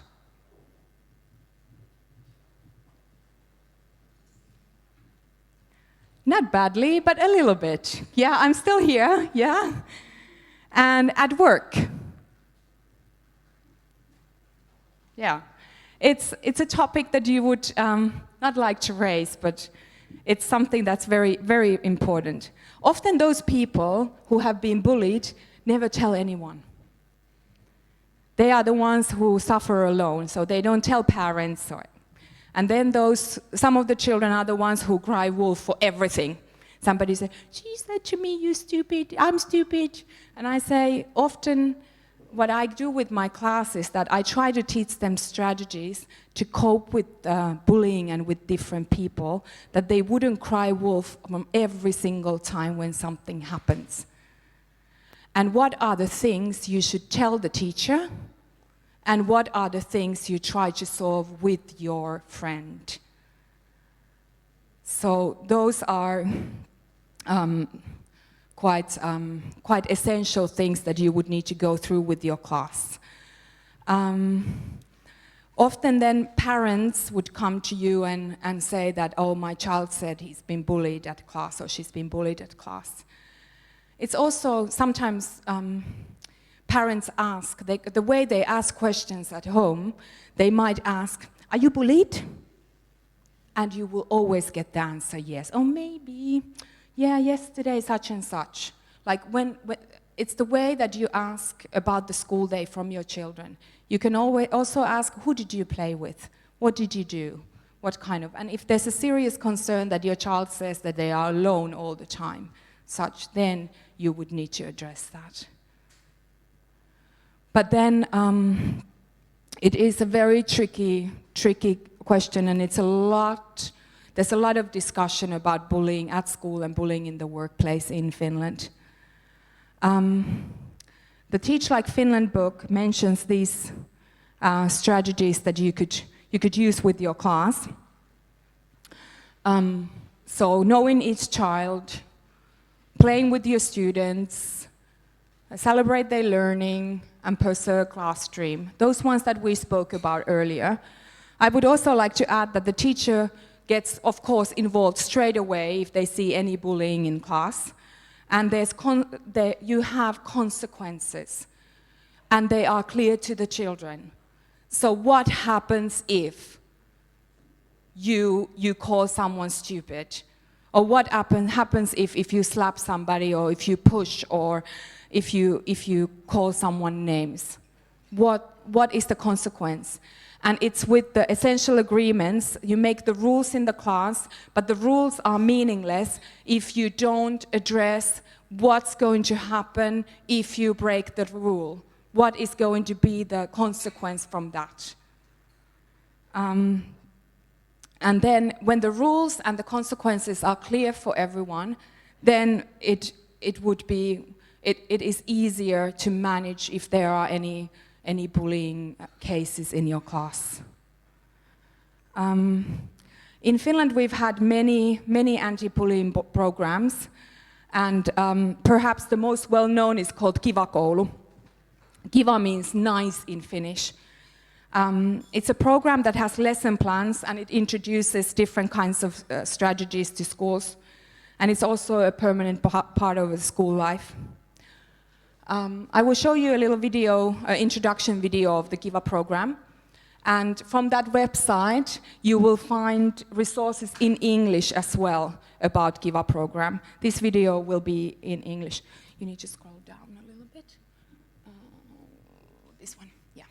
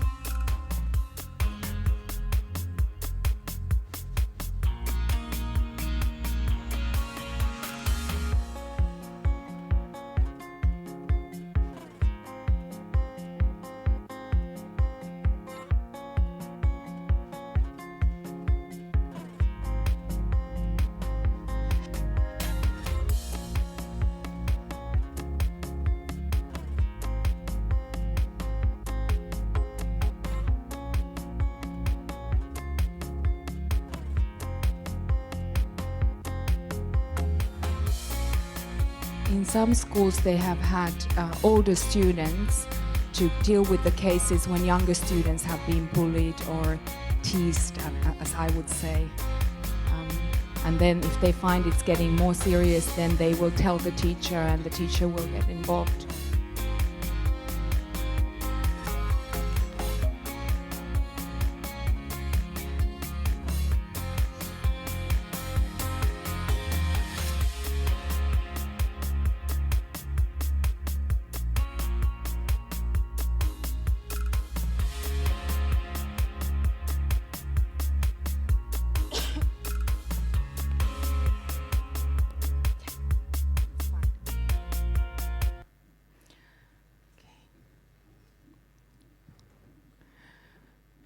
Yeah, we'll all know that the best way to avoid bullying is to cut it before it exists.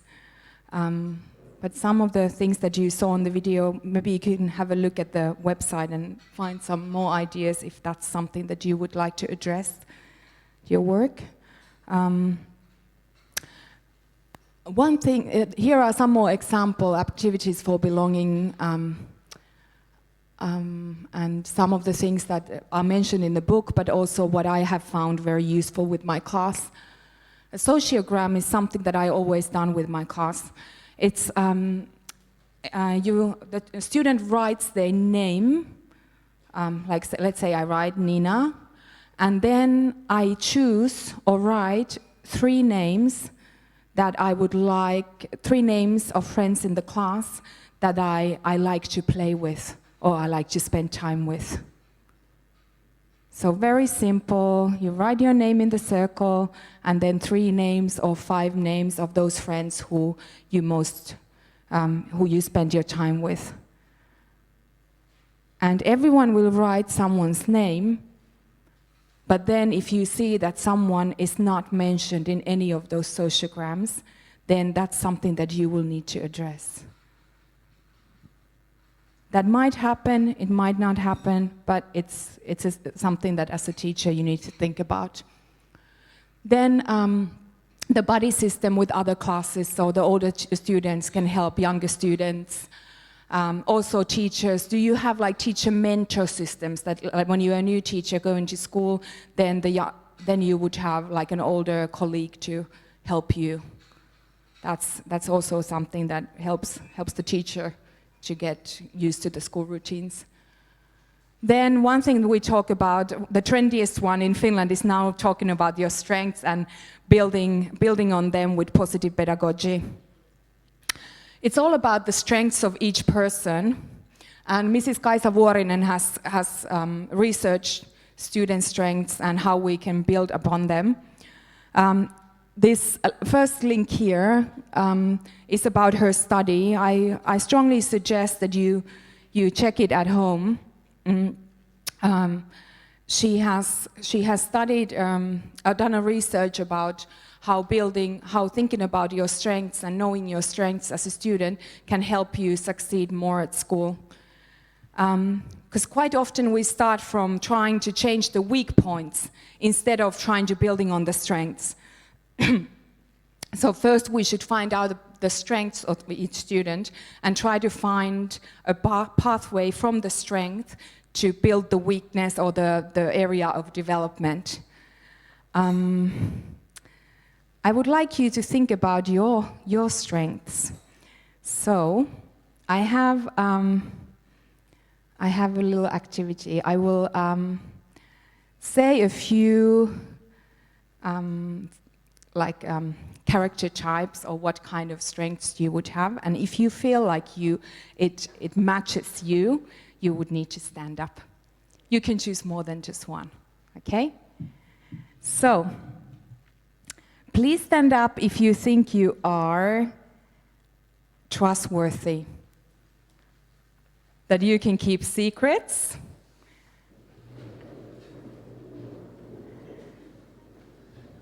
and you take ownership of your responsibilities.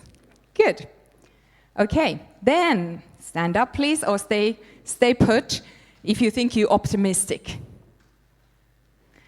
that you face the future with confidence. Great. Then keep on standing or sit down if you think you're creative. Yeah? Then stand or sit if you think you are fair. Very good. And sit or stand if you think you're very sensitive. Yeah, teachers can't be that sensitive. How about if you, or sit or stand if you're reflective? You think about what you did, and then you go back and you analyze, and yeah, good. Then, how about who thinks they are persistent? That you are really not leaving anything. You do everything to the bone, and you don't give up. Good. Okay. Then, if you think you're friendly. I think all of you seem so friendly. You Thai people, come on. No, sorry, I'm not trying to lead you. Okay, then please stand if you think you have a great sense of humor. Yeah, I think I'm fluent in sarcasm and irony. And then if you think you're enthusiastic. Yeah, did I say that already? I'm not sure.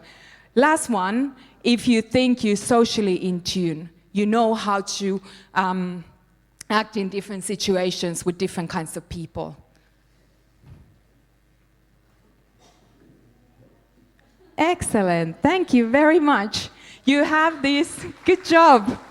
You have these cards in your handout, and then there's also there should be an English explanation how you could use them with your class. Different ways of doing, talking about your strengths and how you could build upon them. Then there are also cards where you can see those pictures of children in different scenarios. That's in your handout. I don't have a slide for that, but in the handout there are pictures of children with different. Yes, that's the one. Could you please just? Yeah, thank you, Chan. So that's something that you can use. Maybe you can just cut out the pictures and you can talk about what's happening and how would you react. And it's all about social, emotional awareness. What would you do? What do you think the boy will say? What do you think the girl will say? These pictures and these strength cards have been taken from the website of Finnish Mental Health Institution. So they are promoting a lot about these social, emotional skills that everyone should, that they should be taught at school as well. Okay. On the slide, you can also see this link to. The second link is to Positive CV. That's a website that Mrs. Kaisa Vuorinen has set up. And then there will be the Positive CV is about the strengths. And there is, if you can just click on this. Okay, so there's not much there now, but it's work in progress. But what you can do, they are building the website and you can leave your email address, and this is all about all the strength cards and those kind of things. I think they will build up the material to use in class as well. I know it's a little bit painful to translate to Thai, but often I use the English materials and then I just translate to Finnish. Yeah, that's fine. And then another program for building the self-awareness and mindfulness, and this is called Kid Skills. It's a program where it goes step by step and based on the child's ability to manage his or her emotions and behavior. You can have a look at the website. it's a psychologist called Ben Fuhrman who has created this step-by-step thing, and there's loads of information in English on that website. I have been in one of his workshops. Maybe you can, if you can just click on the kids' skills. I have been in his workshop in Finland when I was still working in Finland, so long time ago. And it's like a proper program that follows certain steps that you can do with your class.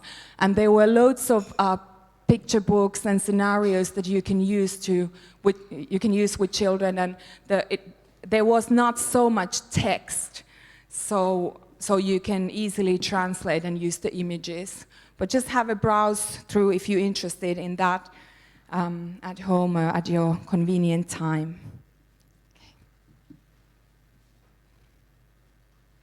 Okay. All right. We will be moving to the next theme from the book, which is autonomy. This is one of the ones that Mr. Karhu mentioned as one of the most important ones. How you could promote autonomy in your students. First of all, now in Finland, in the new curriculum, we are talking a lot about independent learning based on children's interest to build the motivation. And what you could do, you could plan the independent learning weeks where the students need to complete certain tasks or amount of work independently. So the first picture is about that. So they use your initiative. Let's say you need to talk about your idol, who is the person you look up to. So you use your initiative, you find the person, you think about who you would like to do that, problem solve why that person is, and where you can find more information about that. Be creative, how you're going to present it to the class. Then you edit your text, you maybe extend it a little bit further, and then you might go back to more initiative, to maybe you can add another person, or maybe you can add a bit more to your work, and so on. These kind of individual learning weeks can be, need to be manageable for each student. So you need to think about differentiation, because you will have different kinds of learners in your class. Some students are always off task when they are left with the individual, like work that they need to complete by themselves. So you will need to think how you will help these students who are off task. So planning the learning space well, that you would have the area where you can work quietly and you can just, take your time. It will help all your students to succeed and have the sense of autonomy. Also, what you can do, that's a nice task that I have in my class. I have this do now list. So normally I would have just a small list in my classroom, and when students arrive to my lessons, they would have now read a book or play a game or do this, and it will give everyone about 5 minutes to sit down and get ready for the task. And if I need to do something in the beginning of the class, or if I need to speak to someone or something like that, it gives me a little bit of margin, so my lesson is not so crammed that I go straight to the point. So I give a bit of free time for them. So it could be anything: reading, a list to write, a game to play, and so on. It's also important that not everyone is doing the same thing in class, so you let students have their own designs and own ways of doing things. And also let them have a go with a task that you find that is too challenging for them. So let them try something that you say, oh, he's never going to do that, but just let them have a go. It's fine. And if the students want to do something in class, if they bring an idea to classroom, just always think of the ways how you could make it happen. If it's a game or if it's something that they would like to do, that would be a great idea. Okay, so in the before the break, I asked you to sign up for or find the application called Kahoot. Have you ever played Kahoot? How many have? Please put. Oh, quite a few. Okay, Kahoot is a great resource. So in Kahoot, you can find loads and loads and loads of different quizzes about things. And we're going to play a very quick quiz about Finland. And how it works, I will just sign in first, and then I let you have the game pin.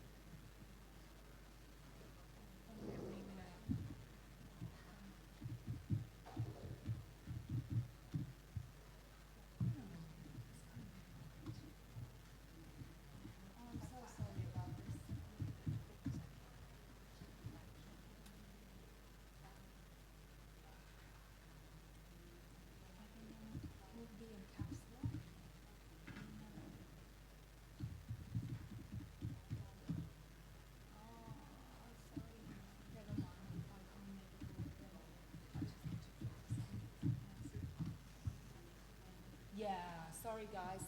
I will try in a minute. If you're in Kahoot, just stay there, and I'll sort it out in a minute. We continue a little bit, and then we'll try again. Okay. Sorry. But in Kahoot, basically, what you can do, you can ask the students to create the quizzes as well.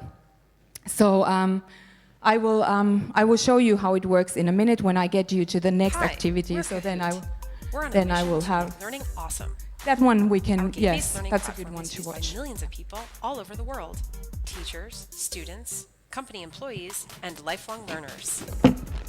Kahoot makes it easy to create fun learning games or trivia quizzes in minutes, anytime.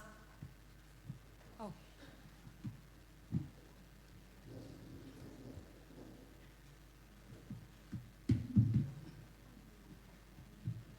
Yes, we hop to the next one, that's fine. Yeah. All right, sorry, a bit of hiccups, but that's fine. Yeah, we can hop to. Anywhere. We call them Kahoots. It works for any subject, in any language, on any device. You can also discover and play we'll try existing Kahoot games. in a minute, There are millions of Kahoots but in our before library. that we talk a little Kahoot bit can be about played in a live setting with questions on a big About screen, or on your mobile device where you see questions and answers on one screen, as well as about the phenomenal learning. So that's one of the new contents in the Finnish national curriculum. It's based on the idea that in order to develop problem-solving skills, the knowledge needs to be linked into real-life problems. So the schools and the grade levels, they can choose a topic that they would like to inquire into and learn a bit more about. And the teacher can add elements of maths, language and literature, and so on into it. It's true that it gives more motivation for the students if the inquiry what they're learning is linked into it's based on their interests, and the students get to choose it. But this often does not happen. And 1 or 2 phenomena are chosen per year, and the schools can decide amongst themselves which ones they like to inquire into. Professor Kirsti Lonka is like a guru about this. If you'd like to Google her and her work, she is really knows a lot about phenomenal learning. The inquiry can start with what I know, what I would like to learn, and what I have learned. So those 3 steps, what we did in the beginning. So of course, you need to find out the prior knowledge of the students and what they would like to learn about the topic, and then later on, as a reflection of what they have learned. An essential part of the phenomenal learning is to link it to real-life experiences. Here I have put some examples like Vikings, Titanic, children's rights. The first 2 are very narrow phenomena, but the children's rights is very big. And in the next video, there's a link to one class. They will talk about phenomenal learning. And funny enough, when I watched this video, this guy who is there, the teacher, he used to be my substitute teacher in Finland, so small word, hey? Comprehensive school in Helsinki, another day begins with Finnish language lessons. The kids are covering 3 topics over 3 hours, forming arguments and expressing ideas, working in a group, using shared documents to enhance learning. From today, you should be able to turn news articles into something interesting that you can present to other people, and you can investigate what those articles are about and learn something new. The pupils chose newspaper articles on archaeology, sport and refugees as their themes or phenomena, and now they're working on specific topics. The emphasis shifts from reproducing facts to using facts. We're writing things about refugees. We've read a lot, but we also add some stuff. Thinking skills, ICT skills, skills for working life, skills to survive in multicultural contexts. These are the priorities of the new Finnish National Core Curricula. The OECD call these changes the most outstanding education reforms on an international level. The world around us is changing, and I think that all these changes have impact on students' learning and living environment. So we have to think what kind of skills our youngsters will need in the future. The approach has been used in Finnish primary schools and is now being applied to older students. Schools will choose the phenomena which they can explore through traditional subjects. An education expert at Helsinki University explains the idea of phenomena connecting music and geometry.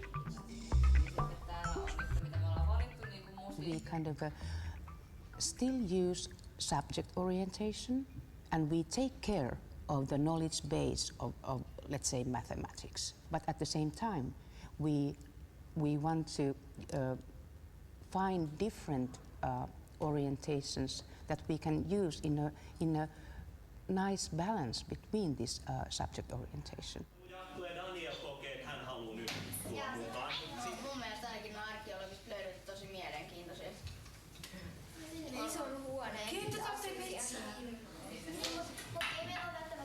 But we don't have an infinite number of houses for the refugees. We'll run out of places.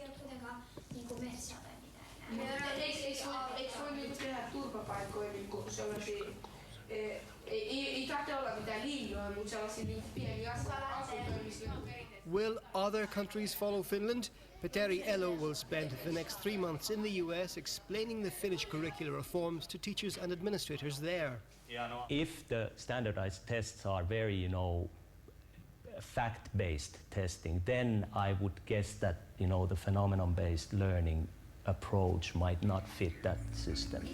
The new approach is still evolving and there are challenges ahead, such as finding the best way to assess students, but the new curricula is expected to be rolled out across Finland in 2016.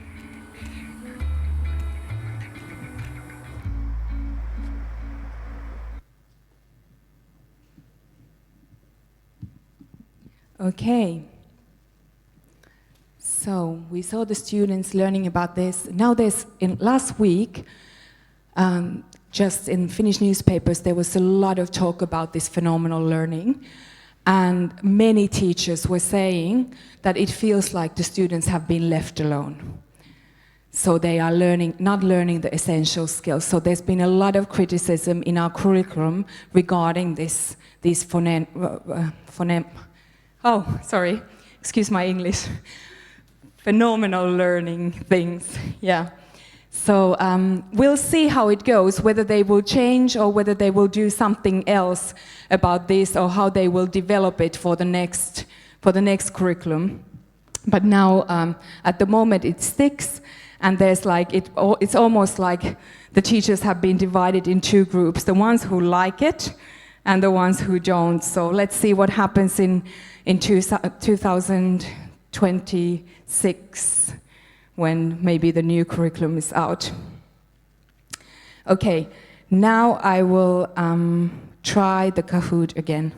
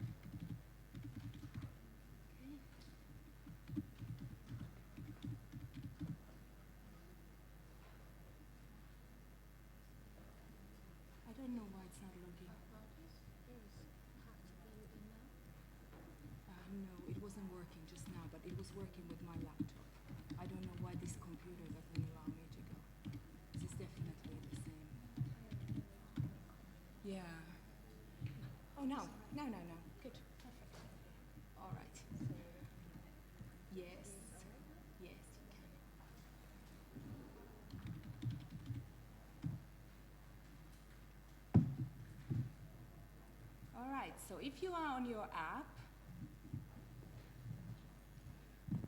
when you're on your app,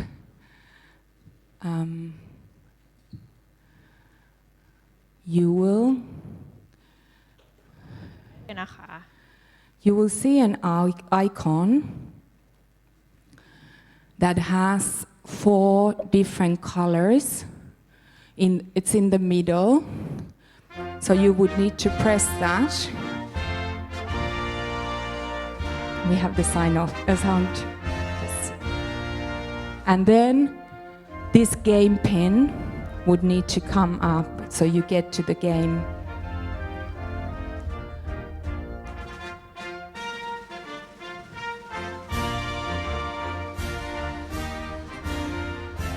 And then you will just need to make up a name to join the game.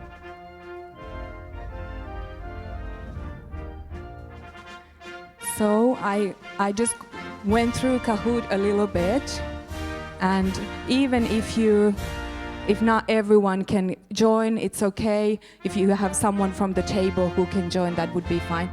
I found a lot of Thailand related quizzes as well. So it's a free resource. You just need your own. We have 30 players in.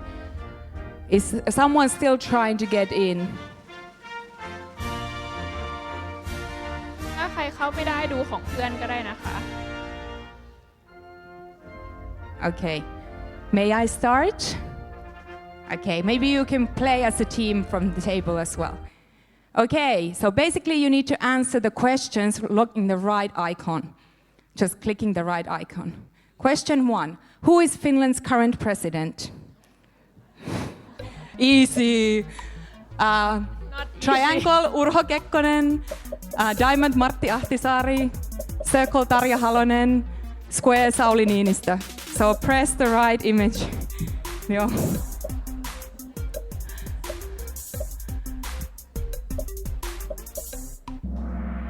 Yay!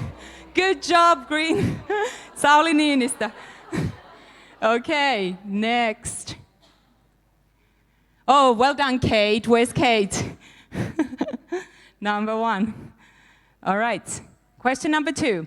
What's Finland's capital?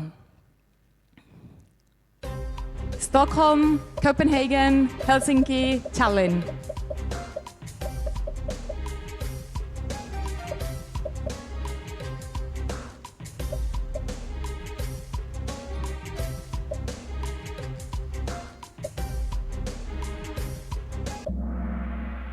Wow, excellent. Well done. Some people need to try a little bit harder. That's fine. Happy teacher. Well done, happy teacher. How many people live in Finland? 23,600,000, 5,500,000, 4,500,000, 9,100,000. Oh no, it's even, yeah.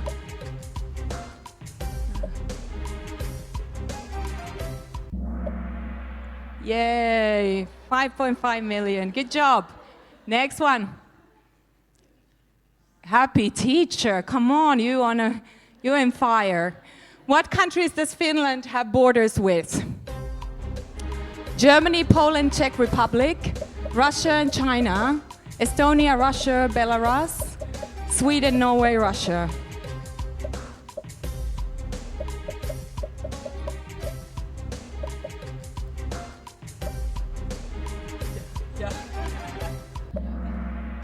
Yes, well done. Sweden, Norway, Russia. Good job. Nina, well done. Yeah, you're on a roll. Okay, what are Finland's official languages? Finnish and Swedish, Finnish, Russian, Swedish.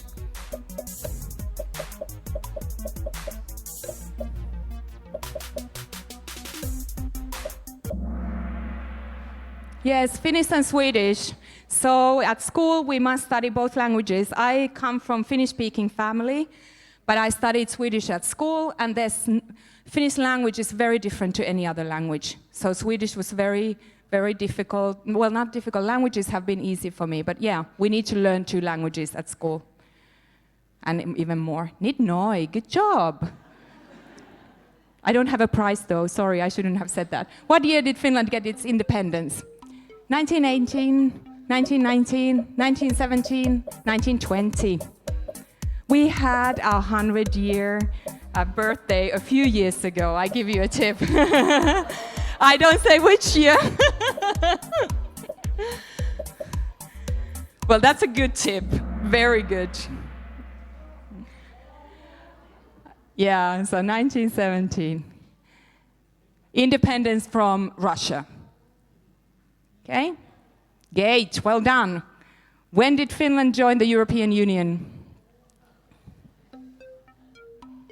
99, 95, 2004, 2007.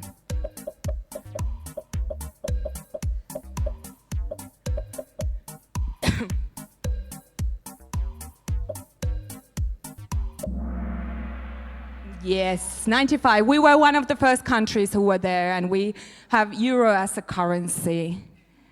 Great, yes, you on fire. How many regions are there in Finland? It has nothing to do with the map there.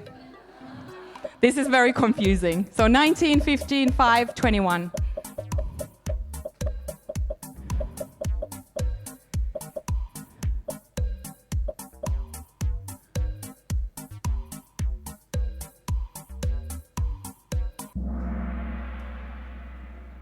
Yes.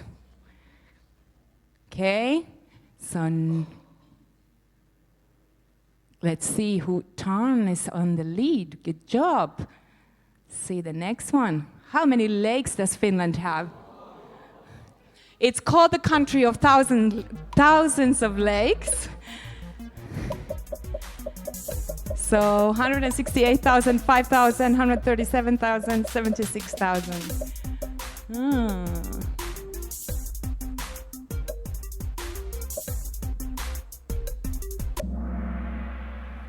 Okay, so 168,000. Yeah, so many of them. And the very last one, TM, you on the lead. Okay. What's Finland's national animal? This is so tricky when you see when it comes up. Is it a fox, a brown bear, grey wolf, or white-tailed deer? The picture might help you a little bit. I think it was the child who created this. I hope so for the chips. All right. Let's see. Podium, TM. Who's TM? Yeah, well done. Good job. And second one, Tarn. Where's Tarn? Yay! And the third place goes to Nitnoy. Yeah, well done. Good job. So as I said before, Kahoot is a wonderful resource. The older students can create their own quizzes. It's free unless you want to have very upgraded version. There's already loads of resources online there. If you have computers in use that students can play as a team, they don't need to necessarily have a gadget. You can just do it on the, and whoever answers the quickest. But it's really good resource. And it's very good and motivating and thinking of a good question that they could have. Yeah, you can go for the next one. I will.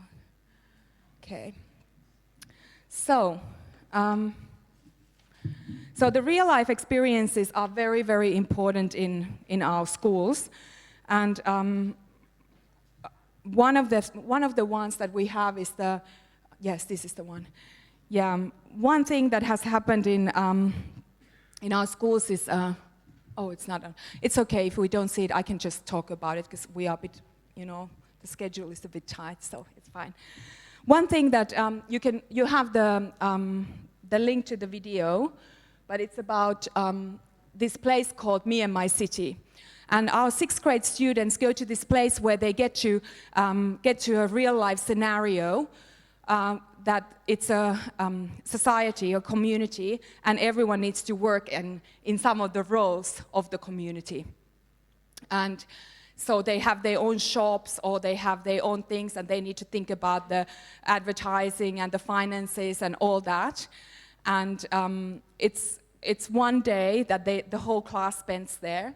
And this video is about it. I don't know why it's not loading, but never mind. That's something that you can check at home if you'd like to learn more about how to promote the entrepreneurship in your class and about how can you have your own business and how it's very important to teach those skills as well at school. Okay. To build a sense of belonging, it's a good thing to have freedom first. So that helps the children to get to know each other and you. But freedom doesn't mean that you don't have any responsibilities. So in Finland, the children have many responsibilities compared to Asian schools, like getting to school on their own, serving their own food in the canteen, and so on. So the parents are working, and there's no outside help. So children need to go to school and get home on their own. In class, you give freedom, but you demand responsibility. And it starts with a very clear picture what the expectation for students is. So the culture in our schools is also, with teachers, is that we have high level of both freedom and responsibility. But that also comes from, there are a few facts about Finnish teachers. Teachers are very valued professionals in Finland, and all of us need to complete 4 to 5 years of university studies to complete a master's degree. And the acceptance rate is very low to these studies. And then you need to have good grades from the high school to be able to get in. And we also have an entry exam. Since there are no standardized tests, we have very low level of accountability, but high level of professional responsibility. And parents generally give peace to you to do your work, and they trust your professional judgment. And you can basically follow, as long as you follow the curriculum, you can do it your own way. You don't need to do it like the class next door is doing it. so you can do it your own way. The children also have responsibilities, and one of them is homework. And we're not going to, you can think about these questions. What do you think? Do you give homework and so on? I will just go through what the things are in Finland. So the rule of thumb in Finland, first of all, it's an urban legend that we don't give homework. We do give homework in Finland. But the rule of thumb that we have is normally that it's from Monday to Thursday. You don't give homework on a weekend. And then also the homework should be something that the child can complete at home independently. It is not something that the parents do for them. It's something that sometimes you see that you're, well done, mom, you did this. But but it should be something. And if it's too difficult, then the child should come to school with the blank book and say that I didn't understand what it was about. And how much homework you give, the good rule of thumb is it's 2 minutes multiplied by the age of the child. So 8-year-old would get 16 minutes per day. So homework, 16 minutes at home. And and from Monday to Friday. And the parents' role is to check that the homework has been done. And also that it's relevant. It's not something that you do just for homework's sake. Also, it's a matter of who marks the given homework. I often did it with the students. I am sure you do as well, that you swap the books and then you let the students mark. Or they can also mark each other's assessments. So if you have like a word test or something that's very simple, you just swap. So it leaves you, gives you more time to do something else instead of marking.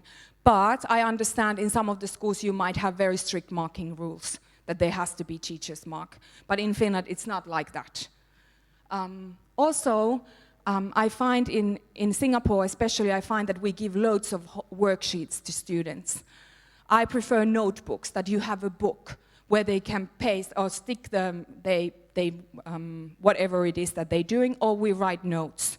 Very traditional, but it works. You have millions of worksheets everywhere, and the children are not organized and they can't find it, and then whose paper is this and whose paper is that? If you have the notebook where they can stick their work or they can write notes, they are always organized with their work. So those are the key points, I would say, in terms of being organized and also with the homework. Okay, then it's about mastery.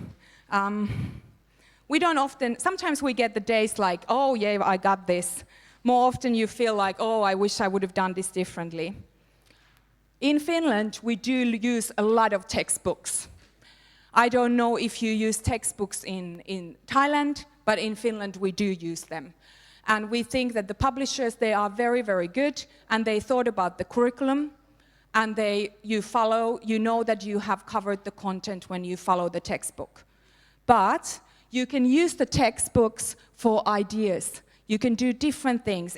The skeleton is in the textbook, but you put meat around it by thinking differently. So here, efficient use of textbook for ideas. Here's like a history textbook, maybe about American Indians. You make a village of it. Then in Finland, in the textbooks, the homework is often at the back of the book. So in math book, you would find the homework that's on spot for that you have taught in class. And it's only like that. It's nothing else. It's not more than that. And here, the one below, this boy has made a little book review about it's just a cover page of his book review. So different ways, but we do use textbooks, I think, and also Mr. Walker in his book mentions that textbooks are a very good resource. So don't be afraid to use them. Also, with technology, you use technology when it benefits your teaching. Here are some things that I use with my class. QR codes are a great way to, with the home link with parents. So you can just send the QR code to the work sample or something that the student has done, or at home they can find homework from the QR code. The QR code generators are easily found when you Google them. And there's loads of things that you can do with them and make it more interesting for your students, if you have iPads or something like that in use. We don't have in our school. In Finland also, not many schools have, but students might have their own handphones. Then there is this website, Hello Ruby. That's created by Finnish programmer and illustrator called Linda Liukas. And the site has many activities about technology, computational thinking, and coding. There's loads of printable resources there that you can have a look at.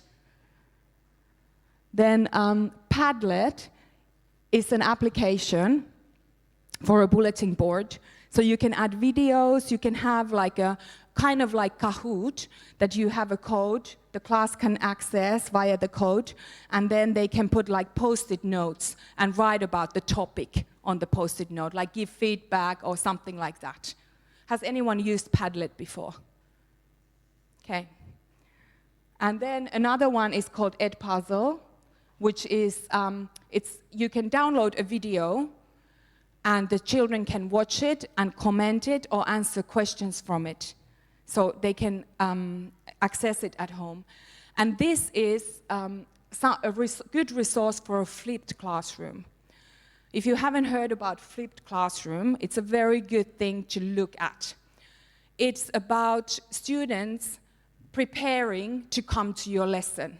So their homework would be reading about something or watching a video about something that you are going to teach. It's not that you are pouring the information. It's about they need to come to your class prepared. They have watched this video clip that you have sent to them, a link or something like that. And Edpuzzle is a very good platform to use that. And these all are free resources. They're all free. So all you need to do is to sign up, just like Kahoot. And I have used all of these, as I said, and they all are very, very useful. Just have a browse through and see what works for you. If it works for me, it might not work for you, and vice versa. Okay. And then we all know music is a great tool to use in building mastery.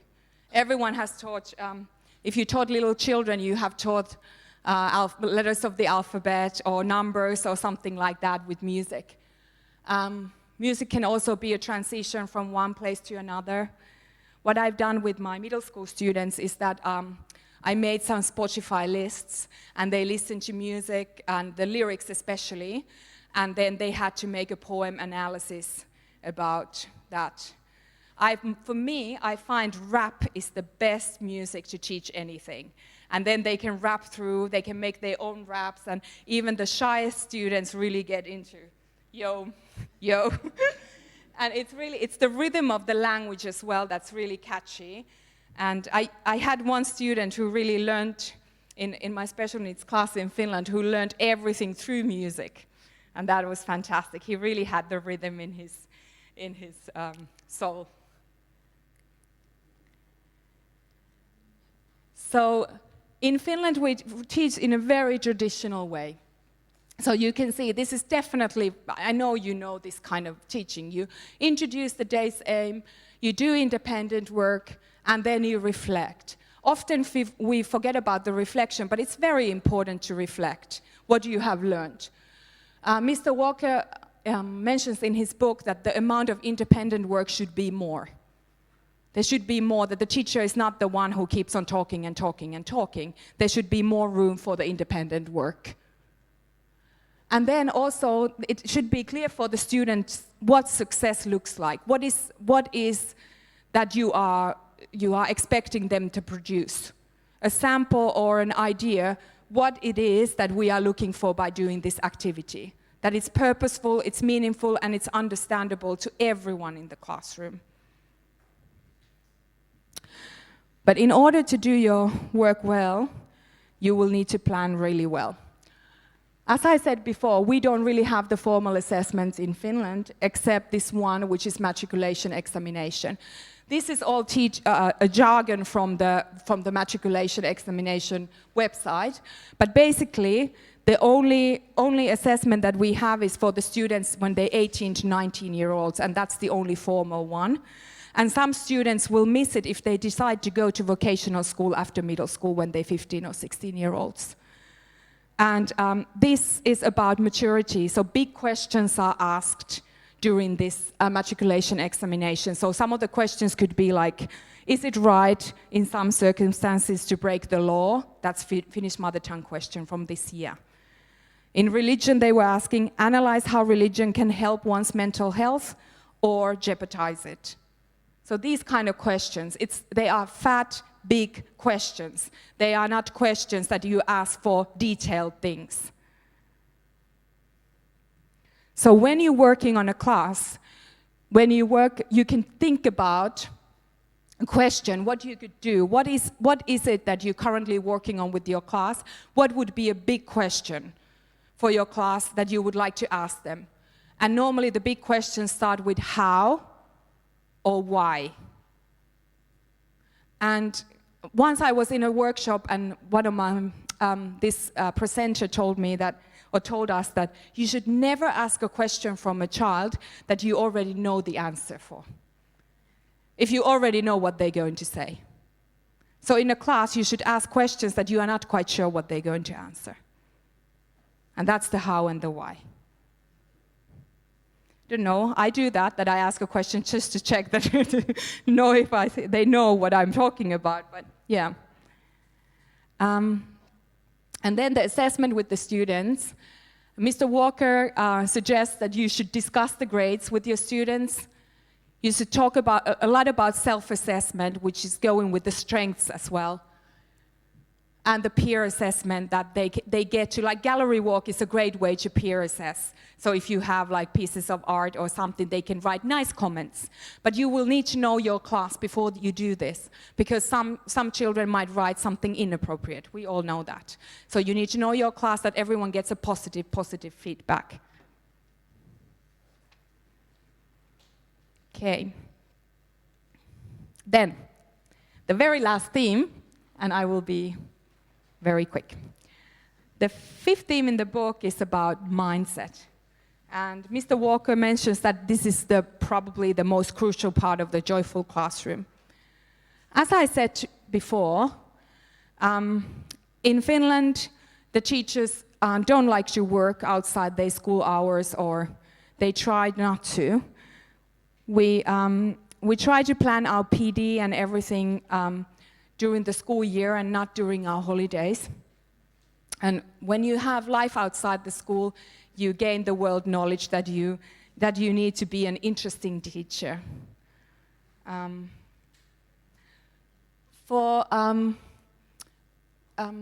bringing the right mindset in your classroom and bringing joy, Mr. Walker mentions that you need to seek flow. There's loads of things about flow. That's the ultimate when you are involved with the task for the task's sake. You're so motivated. There's loads of research about flow. It's a very interesting topic, and if you into that, you should Google, and there's loads of things that you can find about it. When you want to find the flow in your classroom, try not to keep it competitive. Try to keep it equal. And then if there are obvious distractions, just minimize them. A few years ago, we had these fidget spinners in our schools. Did you? They were just everywhere. Now I hardly see them. So what I did, I just tried to find some activities we could do with them, like you spin it and you write as many words as you can while it spins, or something like that. And then create the rules for the classroom together with your students. And not too many rules. 5 rules is a lot. 2 is even better. Then, have a thicker skin. Have sisu. Sisu is a Finnish word which means that you are really tired and you can't really get to the right. You think you can't carry on anymore, but then you find the power somewhere to just finish it. And it means resilience, that you bounce back even though you have very many obstacles and along the way. It's also a name for a boy. My son is called Sisu, but maybe for resilience, but maybe also for SI for Singapore and SU for Suomi, which is Finland in Finnish. This means in the interactions between parents and teachers and your students, take the feedback from the parents and learn from it, and then carry on if it's irrelevant. We are teaching with our personalities, and no two people are the same. So sometimes it's difficult to listen to the parents when they are being very unreasonable, but then you just try to move on, try to be professional, and if you know you're right, just carry on. Develop the sisu in the workplace. If the principal ignores you or doesn't see the good you've done, you're like, okay, it's your loss. I've done it well, take pride of the work that you've done. In Finland, the workplaces are very democratic. So you can tell the principal if you don't like something that he or she has done. I don't know how it is in here, but in Finland it works that way, and I have told many times that this is something that I would like to do differently. But always, I think there's always room for constructive feedback, no matter what kind of colleagues or a principal you have. It's always just try not to take anything personally and just keep the professional manner. Have sisu, okay? In the book, Mr. Walker mentions this activity where you can list your anxieties and your realities. Like example, you have an anxiety that a parent keeps on coming to your classroom every day and talking about their child, and you just don't want to tell them tell them off. So then you would, what you could do, you can list it. This is my anxiety. What's the reality? I can tell this parent that you need to make an appointment at our convenient time. You can't do this every day.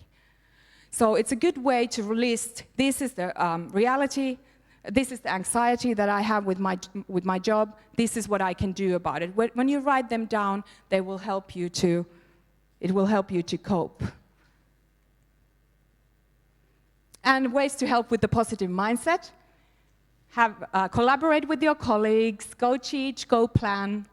Welcome experts in your classroom, parents, siblings. The students can be experts, other teachers. Vacate your vacation and your weekends. Next weekend, no workshops, okay? And don't forget joy. Okay, I want you to think about this. On your way home, you list 5 things that bring you joy at work, or at home, or in your life, because those are the building blocks for being a good teacher as well.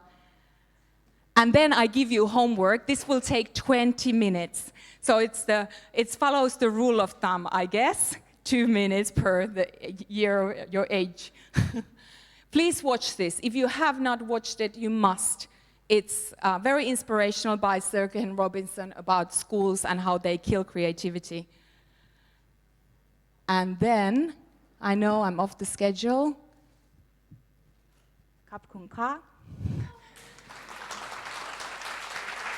Thank you so much for listening. Sorry I had to rush through a little bit. You have brought me joy. So happy and so honored to be here with you today, and you've been such great listeners. Also, when I was invited to this to run this workshop, I was like, okay, what's going to happen? And then I thought about this. That's a very good life skill.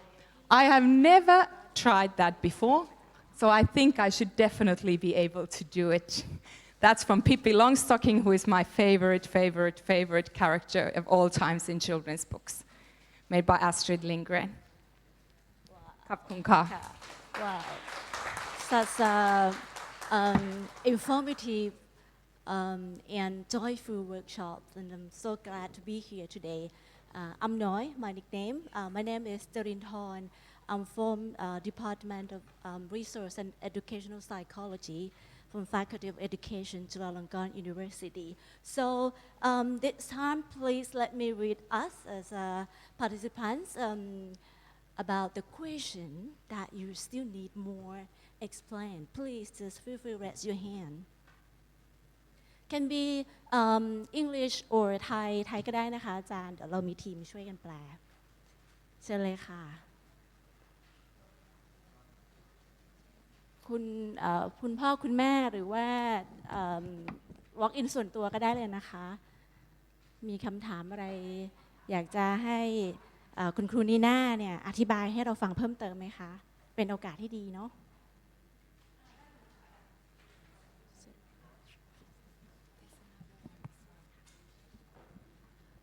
Well, I will ask in English. I am the parents, but in Thai schools, it's totally different from the Finnish way. My question is, well, I cannot avoid sending my kids to normal Thai school, but how can I bring the Finnish method to the home, to make it at home or something like this? Yeah, my answer to this is always like, as much as you can let your child play freely, without any assigned work or not too many hobbies or enrichments or like scheduled time, that unhurried time that you can spend with your child and your child gets to choose what they would like to do. I think that's as much as you can do, you know, in terms of the Finnish education. In Finland, as I said, we have 10-week holidays during summer. And when I taught in the mainstream classroom, I often taught grade 1, and then I moved with them to grade 2. And then at the end of grade 1, some of my students were still a bit uneasy with reading and writing, not so confident and so. And then when they came back from the 10-week holiday, they suddenly bloomed. And they had really not done any reading or writing. They had been climbing on the trees and building stick houses and whatnot. I'm pretty 100% sure about that. But the learning happens also when you rest, when you think about then those links, that you will start to process things differently. It's not you need to feed it all the time. Did I answer your question? Yes, thank you yeah, so much. that's how I'm thinking. Thank you.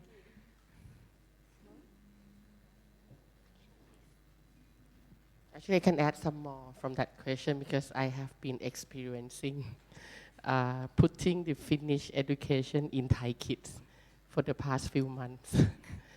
And we experience kids from different schools, from international schools, from Thai schools, from alternative schools. So they are different. They act differently to the Finnish education in Thailand. And so we have to change the approach to kids from Thai school, to be particular, that when they come in, it depends on the age as well. If they are like below 6 or 7, they're completely like the same. But after this, they become like 7 or 8 years old, we see differences in attitude and the way they solve or tackle the problems. So I wouldn't say I generalize anything. It's just the majority of the kids that come to us. I don't know if they are a good representative or not as well. So, but when we have the student from Thai school, they tend to block the mindset themselves that we tell them to decide something. We give them the freedom, which usually the kids like. We don't tell them what to do. So everyone would have different paths to come up with the same outcome. But for example, if you have 10 kids in a room, all of them answer differently. Like we have 10 solutions to the same outcome. But when we handle with kids from Thai school, they tend to wait for the teacher to tell them what to do. And the worrying part is that they copy the teacher. So to bring it back home or even at school, what we did is that for the student from Thai school, we don't teach for the first half an hour or so. We just develop the relationship between the teacher and students first. make them feel comfortable that over here there's no right and wrong. So there's no the line that, well, if you did something wrong, the teacher will punish you or anything, which is very common in Thai school. So once that mindset is clear, they becomes completely fine, just like international school kids. So maybe I'm not sure. It's maybe one approach that you can do at home as well as a parent, because I also have children at home. So what I did to them is that I try not to judge. Just let them take the lead, just like what you say. Let them take the lead, and it really helps a lot in confidence as well, not only like the mindset. Yeah, thank you. Yeah. You can reflect your opinion or your idea that after you listen from Nina or from workshop, it might have something that trigger your brain, link you to your experience. You can share, for all of us, please.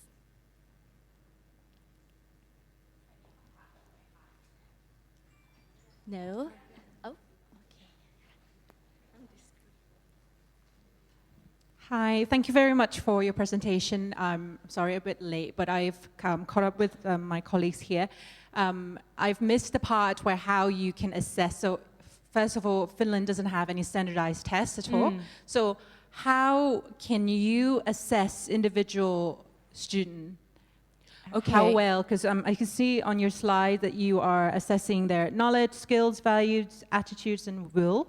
Yes. So how do you do that, and how do you, how exactly do you do that? Do you do it individually, or do you have like some kind of a form that you'll fill out in order to work towards? Because there's only one matriculation exam, which is a big fat question that everything is, all of the activities and the plans are working towards. But how do you assess?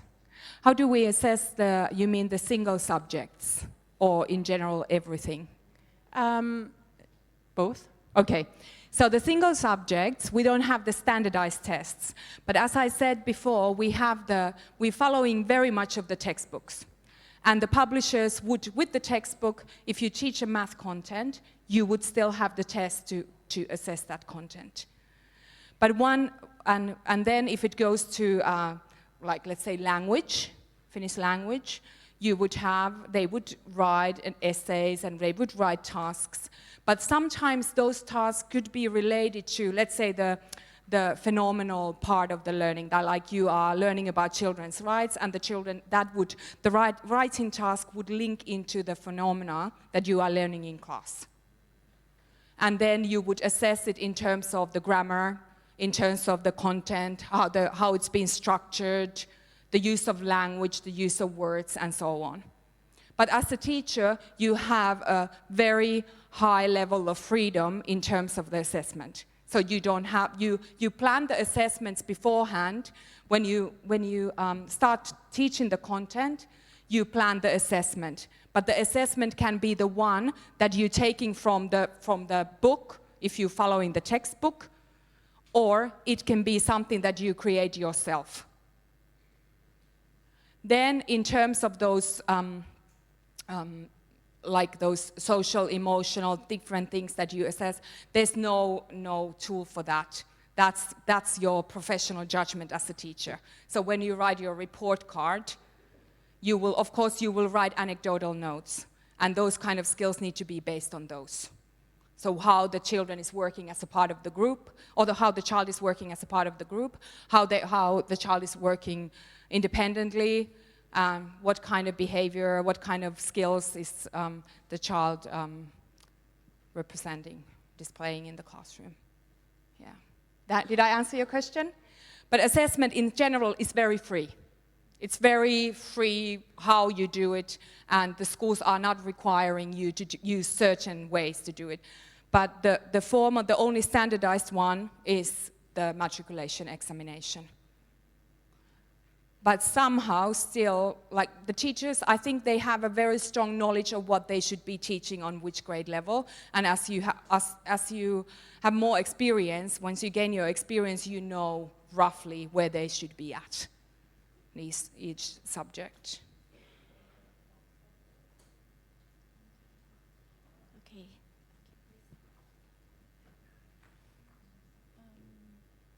Let me think how to ask this question. I would like to know what is the challenge for educator, but I think all aspect like educator, parents, and students if they want to apply Finnish like curriculum or the way that Finnish learning. I think the challenge, you mean like here in Thailand, if you'd like to implement. What I find in my experience in Singapore is the culture is very different. It's very academic paced, like the reading and writing and math. And then also this extra like enrichment and outside school, these tuition centers. I think it's it's changing the parents' thinking that what is relevant, how is it all about the school and the academics, or should you maybe have a bit more emphasis on the creative, like music and art and performing arts and things like this? I think that's the challenge, and winning the parents to your side. If you have the strong pedagogy behind the things that you do in the classroom, these are fun things, but why are you doing them? Why are we doing Kahoot? Is the aim that they need to learn to write questions, and they need to find information about certain things, like you need to find information about ancient Rome, so you need to make a quiz about it. So you need to be able to justify why you're using these different kinds of ways to learn and to these activities that you use in the classroom. But I found if you have it in a discussion with the parents, and you can always explain the background, why we're doing this, then you wouldn't have too many hiccups with them, I would find. But you would need to change your own mindset as well, that you are more relaxed. And it's okay if one worksheet is not done. Or, yeah. Does the Finland students also has the challenges when they relocated to other countries and study in other curriculums? Yes. The international students in our school, first of all, because the school days are much longer. There's a lot more homework. Yes, many challenges. And as a parent, I also face challenges, even though my child is in the kindergarten. But it is very different approach. But still, it would be very interesting to see why Finland is succeeding so well with less hours and less testing, and compared to many other who have succeeded well in PISA results. But yeah, definitely, it's a very different ball game in Finland and in Singapore in terms of the school, definitely. And for the children, yeah, it's a little bit of a culture shock. Yeah. So let me reflect what I have learned today. I learned from you not only the content that you convey us, but also the way that you do kind of classroom management, that you show us like a well-being, how to do kind of collaboration, autonomy, and everything. That's a very good experience. And for I, as a lecturer, I learned from this, and for sure, I'd have lots of good things. Some is confirm me about the theories, and some is new for me that I can use this for my undergrad and undergraduate student. And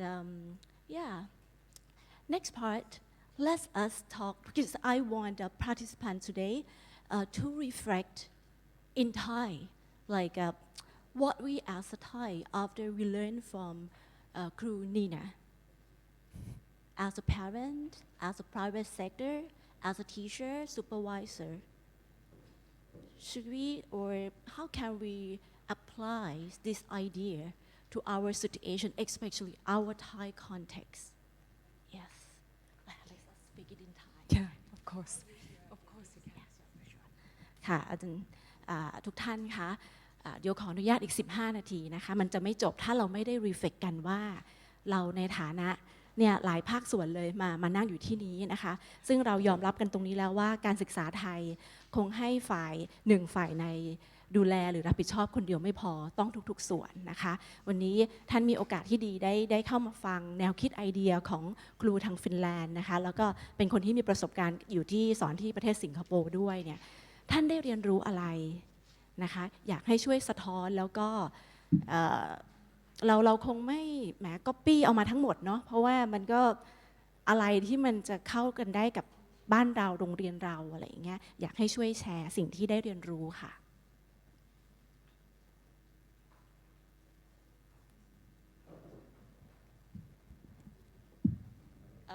As a mother, I think well we can reflect back that we will work with two sons of me that I will create him as an individualism better and focus a lot more on him. Well, I cannot change all the Thai education, but one thing that I will do on Monday that I will bring this book to the school of my kids. Well, they can learn more for the teacher, and also I record the voice so I can hand them some resource that they can use. And actually, I push a lot of things to the schools because I think it's the main jobs for the parents that they can help the school.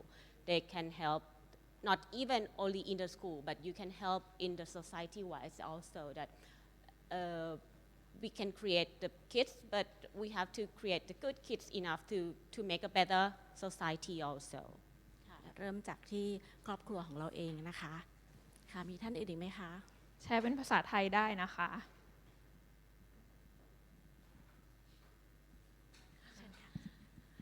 ค่ะก็ขออนุญาตเป็นภาษาไทยนะคะก็อาจจะเป็นจุดเล็กๆที่ได้ฟังในวันนี้เกี่ยวกับเรื่องการ take a break อะค่ะคือเข้าใจว่าคือทุกวันนี้เนี่ยเวลาพักทีเหมือนทุกคนเฝ้ารอที่จะได้พักแล้วก็พอพักทีก็ยากที่จะกลับมาอาจจะเพราะว่ามันไม่เพียงพอหรือเปล่าถ้าสมมุติว่าเราทำให้มันเพียงพอทุกคนก็จะเหมือนเต็มอิ่มอะค่ะเต็มใจที่จะไปแค่ในช่วงเวลาที่กำหนดแล้วก็เต็มใจที่จะกลับมาในช่วงเวลาที่กำหนดคิดว่าถ้ามันสามารถเพียงพอได้จริงเวลาเรียนแม้ว่าจะน้อยลงแต่ก็น่าจะคอนเซนเทรตได้มากขึ้นเก็บอะไรได้มากขึ้นแล้วก็เหมือนเต็มใจที่จะกลับมาอย่างเงี้ยค่ะตอนคิดเหมือนกันตอนที่อาจารย์พูดถึง break brain นะคะจริงๆแล้วมันเชื่อมกับพวก brain based learning เนาะไอ้ไทม์ของสมองของเราอะที่มันจะต้องมีช่วงพักอะเราก็ไม่ได้คิดถึงแค่เด็กนักเรียนนะตัวเราเองอะ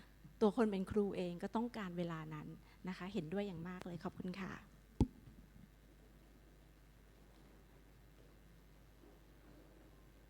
ขอบพระคุณค่ะ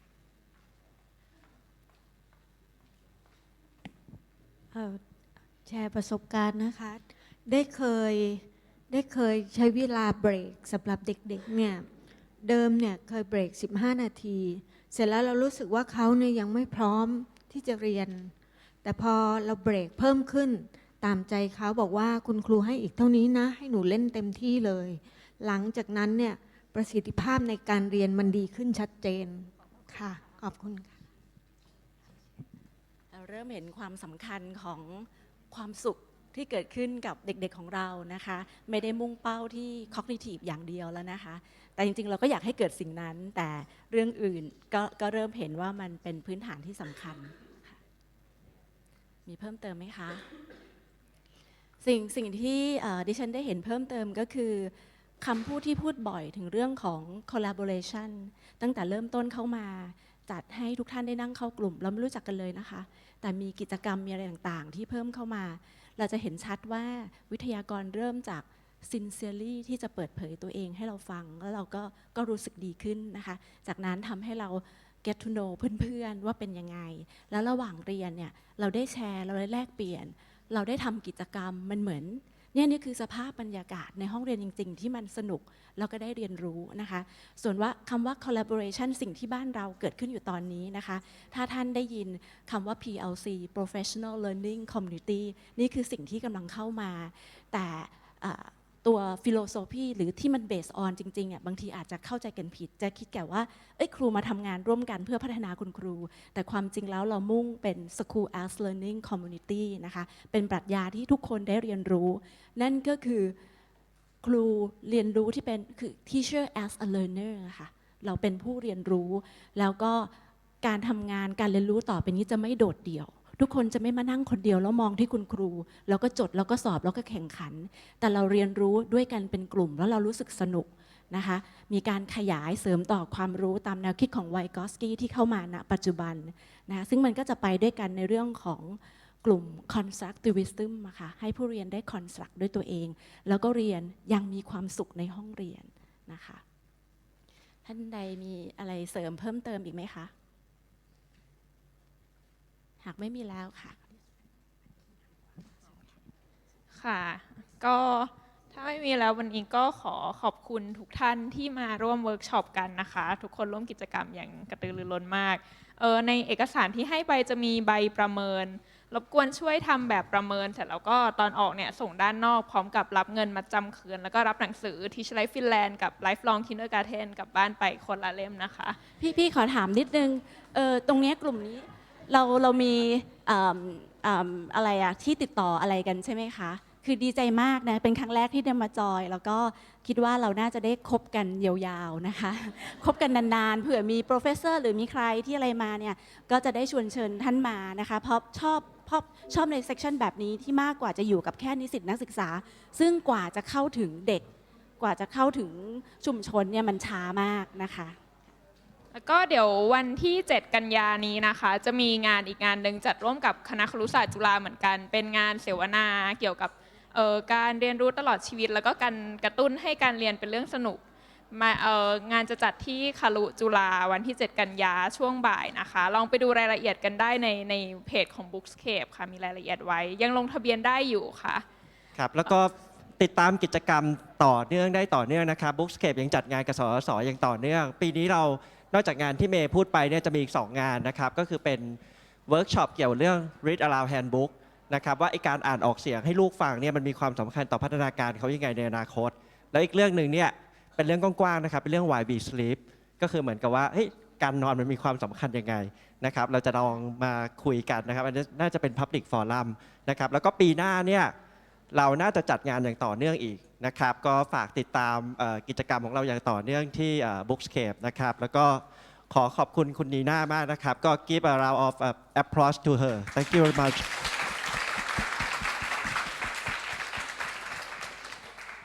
you want to say something to finish it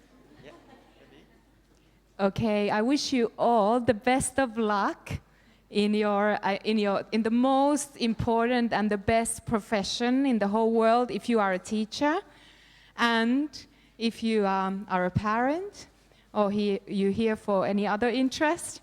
Thank you so much for coming and don't forget joy. Thank you. ขอบคุณค่ะ